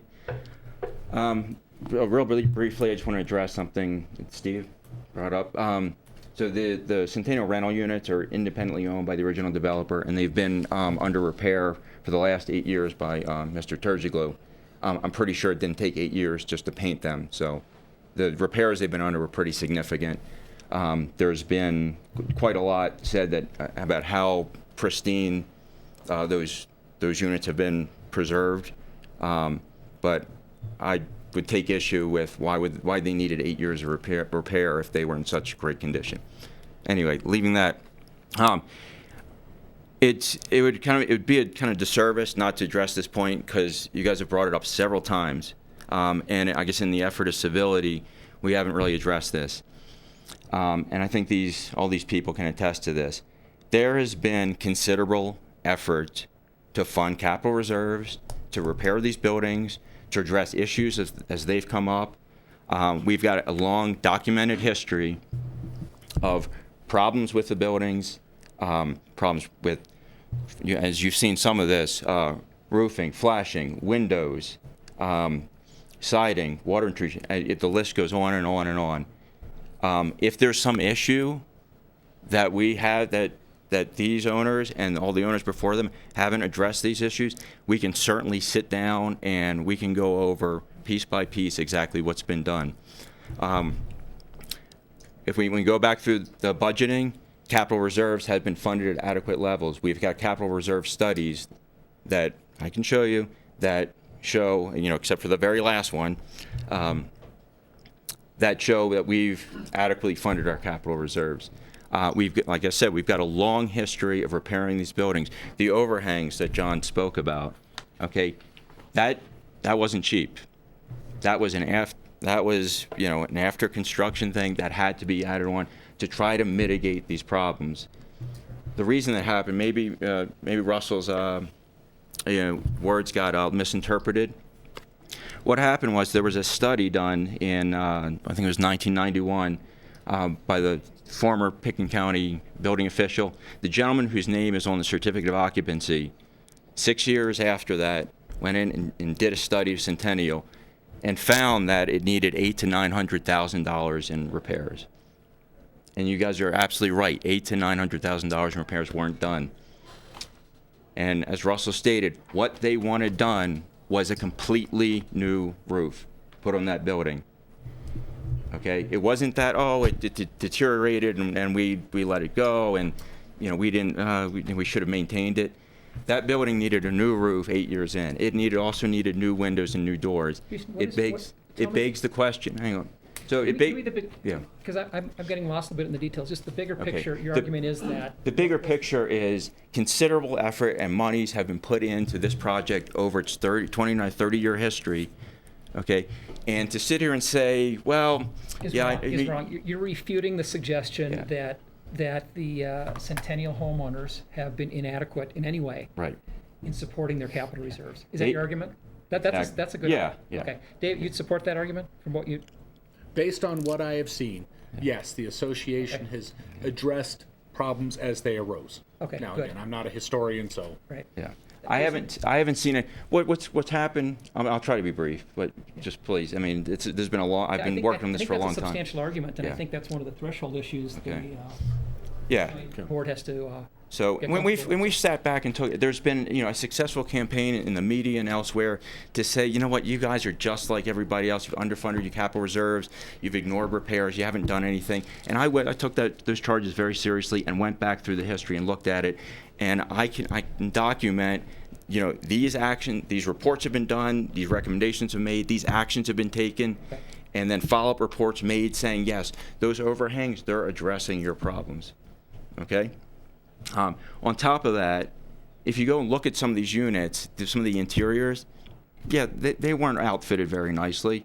These guys have spent considerable monies, upgrading the interiors. They've taken care of their units. They're returning you when they go to sell. They're returning you something better than what they got. So there is investment in this project, and there's interest in continued investment in this project. And it's really not fair for us to sit back and say, well, yeah, I know. We let this slide and that slide and the other thing, because it's just not true. Good. That's, thank you for stating that. Sure. That's important. Ann, you want to say something at this time, or because Are we taking more comment? Yeah. Any public? Good. Let me ask, I want to do one thing. Stefan? I apologize for this. Can I put you on the spot for a second? Just did. Come here for a minute. Don't answer that yet. Stefan serves in two roles. He works with community banks, but that's not why I want to talk to you, Stefan. You are the president of the Burlingame 1 homeowners. Are you still? I sit as president of Burlingame 1 Condominium Association, as well as I'm secretary and treasurer of the Master Association. Why did you come tonight? And Curiosity. yeah, and what are you expecting or not expecting to hear? I had no expectations. Okay. Mainly it was, as a person in the community, I'm interested, as well as this obviously affects my HOA, and I need to educate myself, and Okay, good. that's why I'm here. Good. Okay. Thank you. Thanks. Steve, point of order. Rob, please.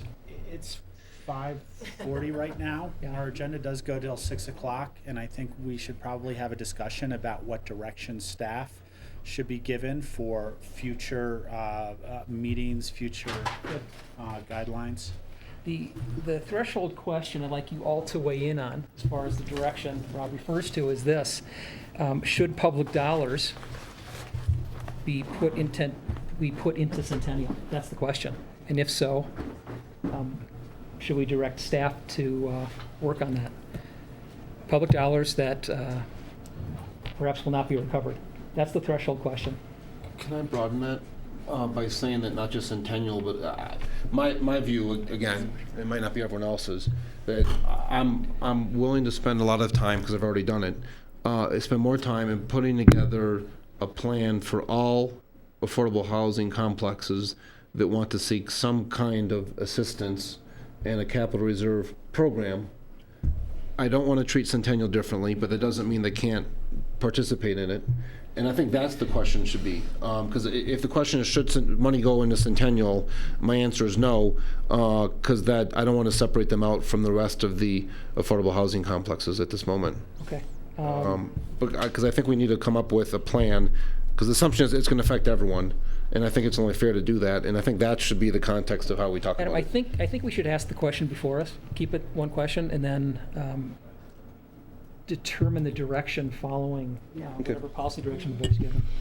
I'm happy to start. Ann, please. So several things that are informing my opinion on this, and I'd like the commissioners and councilmen to consider these also.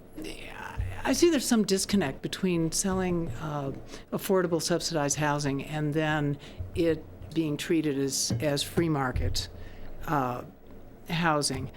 The subsidized purchase price combined with the cap on appreciation combined with disallowances of some capital improvements in the resale calculation, I don't think the ownership can be equated to free market ownership, and i.e. The way you would treat maintenance for a free market home. I think it is, as a couple of people have said, well, Rob said it's an asset for the city and county. It's a partnership with the city. I think this needs to continue through purchase improvements and maintenance. Secondly, we do have, we all should be proud of this incredibly robust program that was developed in the 70s, very visionary, and they put this program in place, but maybe did not have the foresight to think about what was going to happen 35, 40 years down the road.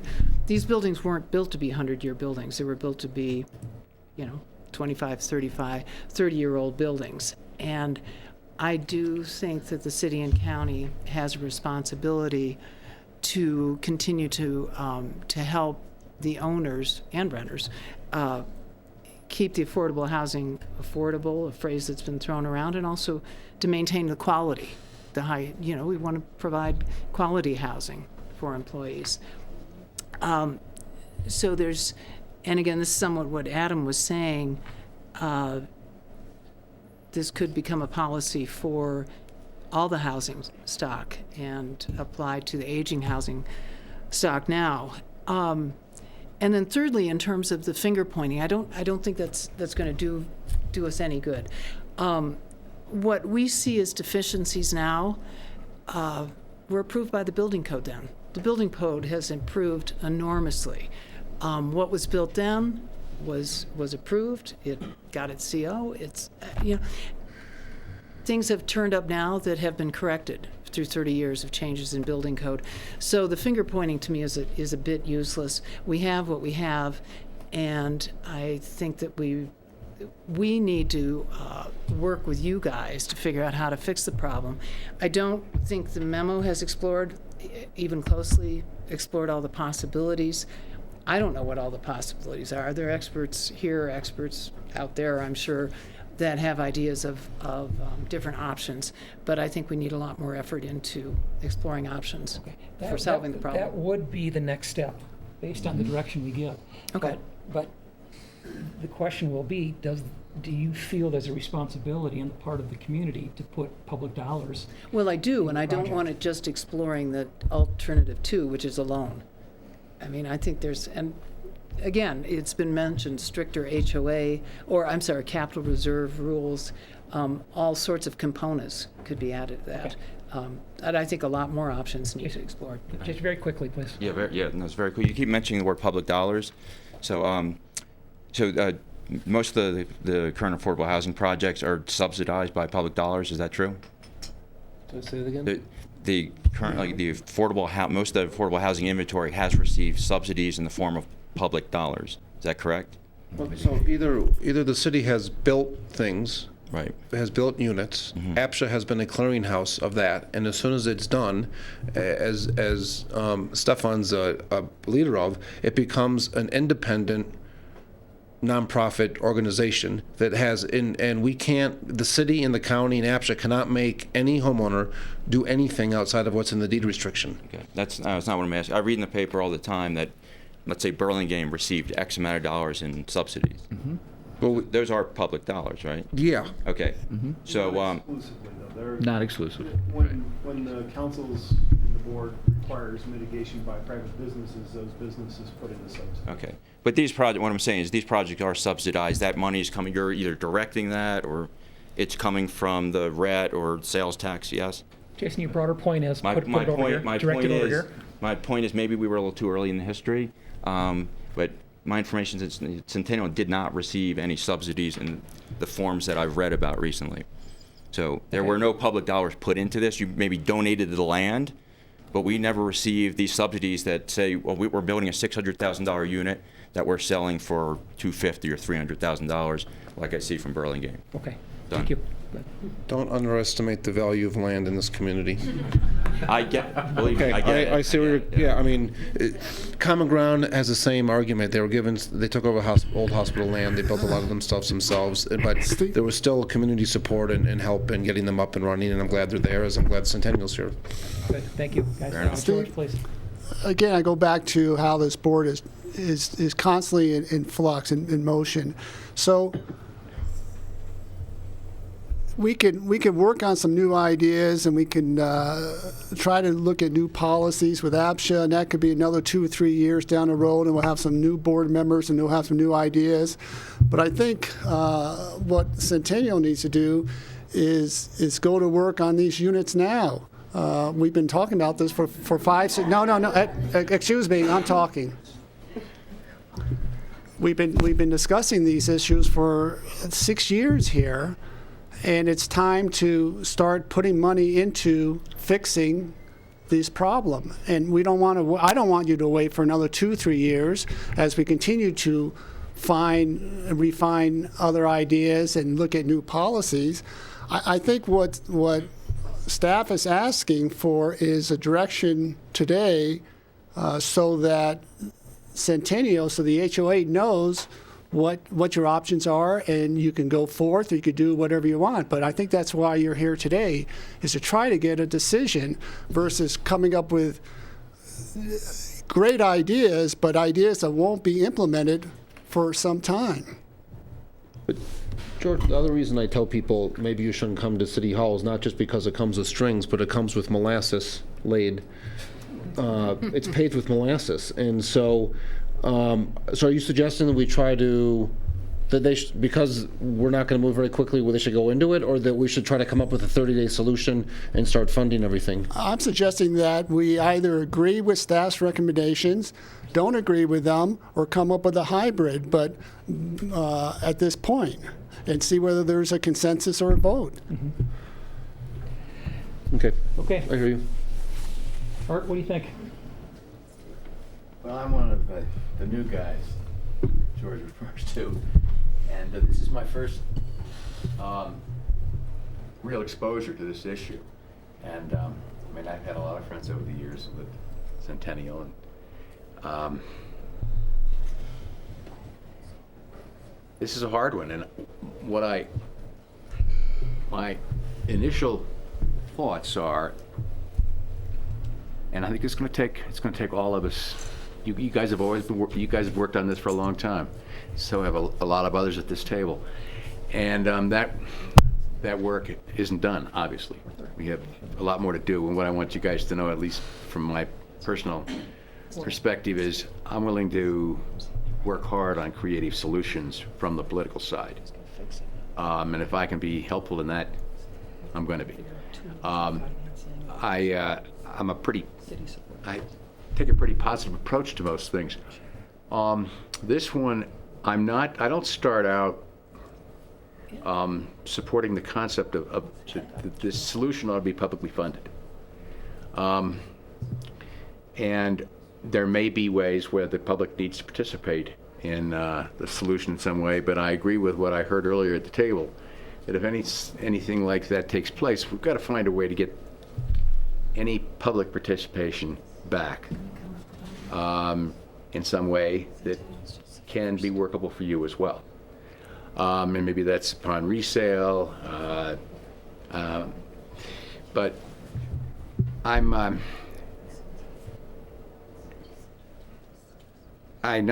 one of the things that I wonder about is I'm hearing, and I think I read that that this kind of contribution by homeowners through the HOA dues that go to this kind of maintenance repair won't be treated as capital improvements upon resale, and you can't add that to the basis that could be recovered by the owner.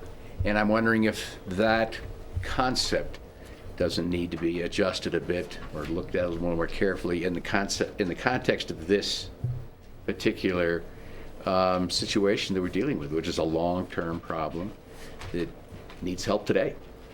That doesn't, and I don't know whether that's an idea that would be of any benefit to the owners, but I'm just exploring ways of creating a little stronger capital situation. I guess really what I can say at this point in time, and I agree with a lot of what Adam has said. He has some good creative ideas, and if I just want, at least generally speaking tonight, since I'm really very fresh at this, I want you to know that I'm prepared to be a part of a very creative solution, and I'm listening, and I'm willing to put time and energy into it and ideas. So that's the best I can do tonight. Okay, thanks, Art. Thank you. Rob? Yeah. We've been kicking around and trying to come up with creative ideas for years now, and I think it's time to make some decisions. So I'm going to state where I stand with this. And I'm willing to have staff start to work on a combination of these, but these are kind of my threshold things. One, I don't think public dollars should go into this project without something of equal value in exchange. And equal can be determined based on a deed restriction and how we determine what the value of a stronger deed restriction is. It could be determined as a money back at the sale of the unit. It could be determined as other ideas in terms of loan opportunities. Two, I think that there are ways at little at no cost that the government, APSHA, the city, the county, can help to make some things happen sooner than later. Low interest loans. We've got a lot of money in some funds earning 0.0% interest, and we could potentially make some of that money available, which wouldn't be a 5% loan, and we would certainly have a hold on the guarantors of those loans in terms of being able to turn those units if they did default. So it would be a lot easier than going through a bank. Staff assistance, which we've already seen, and I can tell you right now that if you allocated the hours that have been put into this, it's already in the tens or more thousands of dollars we are trying to help. Last, as a threshold, I agree 100% with Adam. This needs to be a solution for all HOAs and not just Centennial. It needs to be part of the program. It needs to be part of the solution moving forward. So those would be my recommendations for staff in terms of going forward. I did leave a little bit of leeway in the should we put dollars into it, because I do think we have to say, what do we get back in return? And it needs to be at least perceived by the policymakers as equal value. Yeah, good. Thank you, Rob. George, did you want to? Can we make loans? Technically, we cannot make loans. However, Would be coming from APSHA. what's that? What about APSHA?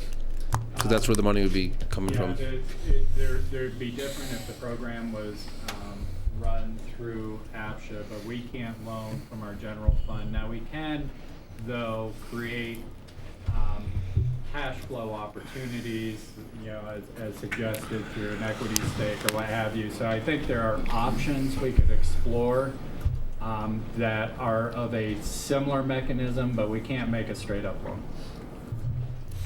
Okay, thanks, John. Dwayne. Yep, I'm going to follow suit with Rob and state my positions here as clearly as I can be. Number one, I think the HOA does have an argument here as to the fundamental structural defects that exist there across this property, that they do extend above and beyond what would normally be accepted as reasonable and prudent home ownership duties and responsibilities, care and upkeep, as well as for capital reserving. I mean, these are images I've seen many times before, and obviously this is an ongoing, investigation. But what we're seeing there, and the construction defects of that era, wasn't just because the building code was perhaps not as stringent as it is today. There's clearly some demonstrated deficiency that I think the HOA has an argument. And Rob, you put a question, the threshold question earlier in the evening. Where do you stand in terms of your positions and your argument? I think that they do have an argument. I also think that they're taking the right approach, and I think we are signaling in the right direction. That is, we should work together and eventually allow this platform to become a solution and an approach that, frankly, if it became precedent, that would be a good thing. It'd be like, okay, here's a pathway for other homeowner and sub-neighborhoods to address structural issues that may be internally consistent with this particular issue. That's kind of a baseline community responsibility position that I see as being kind of self-evident. So that's my first statement. So the statement number two becomes, I too am willing to entertain any number of straight financial structures or subsidies or loan guarantees, as was mentioned. And I also like the kind of the recourse and the kind of the recovery aspect. I don't see anyone with their palm up here, so I applaud that, and I would like to engage with that by saying, yeah, there's got to be creative ways that we can create loan subsidies, low interest to no interest cost of funds, other mechanisms on the repay that could be post-sale that doesn't hurt the homeowner as they live and stay here in the community, but they have kind of an ongoing carry with their partner, the public, to share in that upside as a refunding mechanism to the extent that that's available. And yeah, maybe we can get creative and do some similar structures at the HOA level. But from my view and just seeing the deficiencies, I do believe that they have an argument. I do believe we have an opportunity. I do believe I'd like to see this become a policy-wide play for the broader Aspen community. And time is now. Let's get on with it.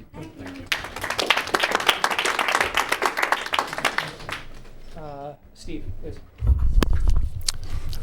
It's obvious we need a really strong capital replacement process in the community, both for Centennial and for other HOAs.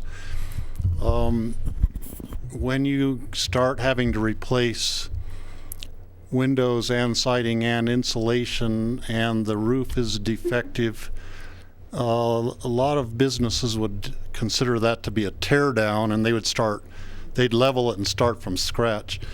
At some point in time in the next century, we're going to have to be replacing units that have been, built by the city and the county or by private developers that are part of our housing program.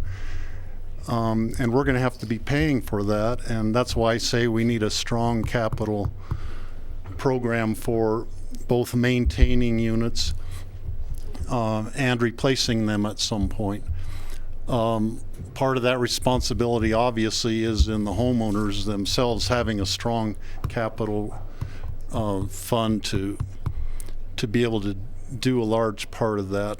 I think where the county can help right now and would be county and city working through the APSHA would be in some kind of a loan guarantee program or a structured loan, structured buyout or something creative. And I like Adam's suggestion that this be set up that it can apply to any homeowners association with the subsidized housing. Okay, good. Thank you. Good. Thank you, Steve. Ann? Nope, no more. You good? Okay. And Adam, do we have your thoughts? I'm pretty clear. So anything you want to add? No, I mean, again, I think it needs to be global, which it's not a zero-sum game between, it's not going to be pitting Centennial against other HOA complexes out there. But I just think that, when you talk to the people that came up with this wonderful housing program a long time ago, they didn't think they were going to get old. They didn't think the buildings were going to get old. And it was build as much as you can. And there's something to be said about make sure you kind of take care of what you have. The paradigm, there's a possible paradigm shift here, which is not illogical, which is that the community will build it, and then it's turned over to an individual homeowner. And yes, as Ann, you said, even though you get in a good deal, your plumber might just be coming down from Red Mountain, and you might have the same plumber, and that's all part of the homeownership cost. And again, if one of the things that we have to lose is a faster appreciation on the maximum side, that it won't be, in my mind, it doesn't go to the homeowners, it goes to the homes. Because the homes have been getting kind of the short end of the stick over the generation that we've been building. The city realized it in its own program, that some of the money goes to the homeowner and some money goes into the home. And we need to find more money that can go into the home. Because if that happens, that will make a higher chance of seeing those maximum sale prices that people were scoffing at be met. But the days of 20 people lined out outside the door to buy any house at any condition pre-2007 is over.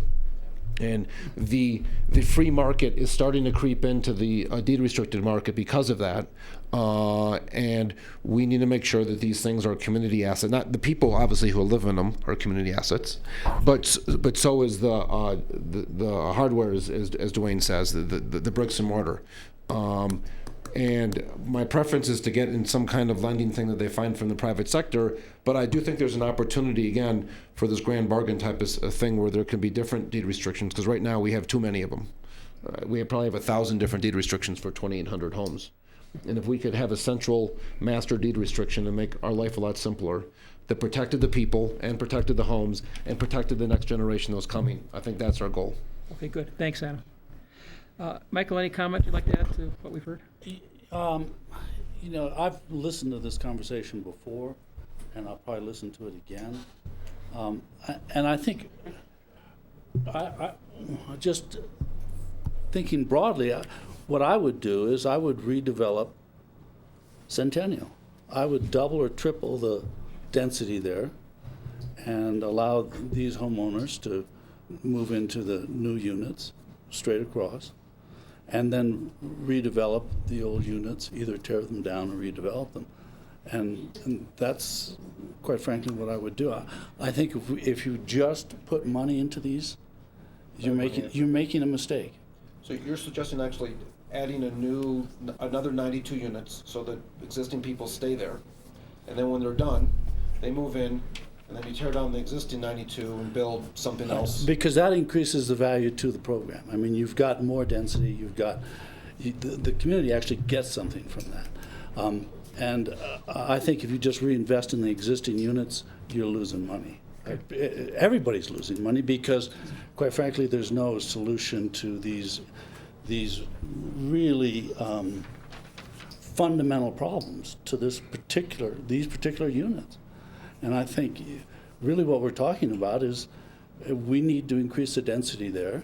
We need to rethink about automobiles, making room for automobiles at these places, and really getting out of this and coming up with a new solution that's not about money. Money's going to be spent, but it's about added value to the community. That's what we need to do. There's nothing a couple 7-story towers can't solve. Well, I think that's actually something you're going to have to think about. I don't think you can think about housing on one level throughout this county. This county just isn't big enough for that kind of housing. You just have to think about it. Okay, good. Thank you, Michael. And during the Centennial rebuild, everybody lives at the Little Nell. Okay? They actually have 92 rooms.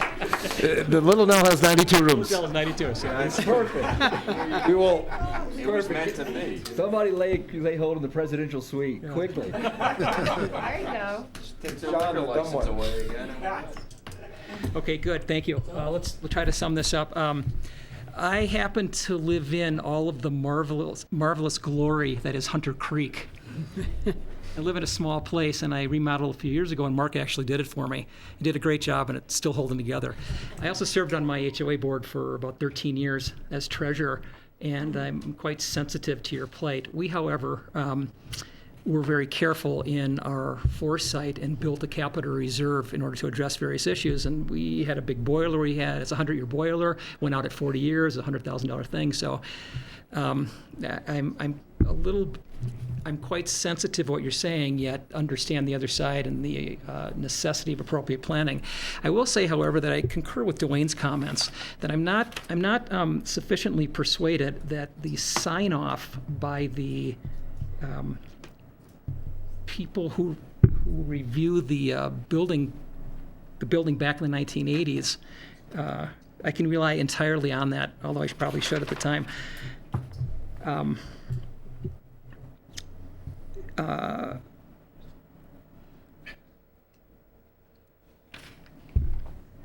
As Dwayne said, that said, I think you can make an argument that that there are significant construction deficiencies in the original build. And I'm just a layperson saying that, of course. So I want to say, Steve, as far as direction goes to staff, I believe no one has said to put public dollars into Centennial that won't be recovered. We did hear, however, that there is perhaps an option for some public money if there's an equal exchange, as Rob said, and something like perhaps a deed restriction. And that's part of the creative option that has been asked for, one of the things we can entertain. There is a desire on part of the elected officials to find ways for the city and the ways the city and county can help. And that'll be up to you to perhaps suggest those tools, whether they're low interest loans or otherwise. And I think there is desire, as Adam had suggested, for a more global solution, that it not target Centennial only, that it perhaps be in place for all HOAs. In addition to that, again, as Adam said, it's necessary to exhaust all private sector options, if that's part of this equation. And one option might be to redevelop Centennial, and perhaps that requires at least some consideration. So, is that sufficient direction, Steve? Let me try and summarize, I think, what direction is, and maybe one additional tool that we haven't talked a whole lot about. That's what I was talking to staff about when we stepped out. I think the majority of members, not all, but the majority of the elected officials have talked about the desire not to put hard cash into this project at this point, or non-reimbursed expenses over the long run. Mm-hmm. However, to create loan programs that work for the homeowners in some ways, and the tools that we may use to make this work are updated deed restrictions, appreciation limits, and perhaps changes in those. But a third may be the price for the next purchaser. So possibilities exist that you allow them to add some of the price mm-hmm. of the investment they make into the unit to the next purchaser, and that is another unknown party that puts some money into this and helps make this financial equation work. Okay. Is that something you're willing to look at? We're open to the possibility. So you're suggesting 100% of any future money is taken from? No, not 100%. Not 100%. Future, just a tool. Some portion could be an increase. The idea behind that might be, assuming that there were indeed original construction defects, had there not been, and a higher construction price would have occurred at that point, then the next buyer would indeed have paid a higher price anyway. They would have gotten a better unit, and they would have had a little bit higher unit price. So the idea is to try and make up that gap a little bit. Probably not the entirety of the amount that they're talking about, but that brings in another party into funding this. They get the next purchaser gets a higher quality unit with less liability in the future for unfunded liability, if you will, and they'll pay a little higher price. Steve, I think it's something that should be explored, and we can discuss it in more detail as we work together with the homeowners. Good? It's related to other discussions about possibly having the cap be raised, partly based on people putting money into their own capital reserve, knowing that they're going to get some of that back, and the way they get it back is that there's a higher number that the future owner would pay for. Right. It's the equivalent of right now when somebody does enhance their unit, they get to add that to their capital appreciation because the next buyer is buying a nicer unit at a higher price. Okay. Yeah. Thank you. Okay. All right. Yes, we're going to conclude. Staff, do you have sufficient direction? Jason, did you want, as in 30 seconds quick? I mean, real quick. 30 seconds. So the fact that we're talking about creative solutions, I mean, we've, as our team, we've already been down that road. As a policy thing for all affordable housing, we've already, been working down that road as well. Okay, if there are any more, if there's any concern about the construction of this building, that there's still issues. Well, how was it built? We can answer all those questions. We have the documentation. We have the research. We can settle those questions very easily. If you're concerned that maybe the place was just fine when it started, okay, we can, we Are can you- settle that completely. Make that argument, good. Yeah, Okay. good. Jason and David and John, thank you very much. And I want to thank staff for all the good work you did on this as well, and especially to the homeowners for hanging in there, so. Thank you, you guys, thank you. Thank you, and this concludes our work session for tonight. Thanks, Grassroots.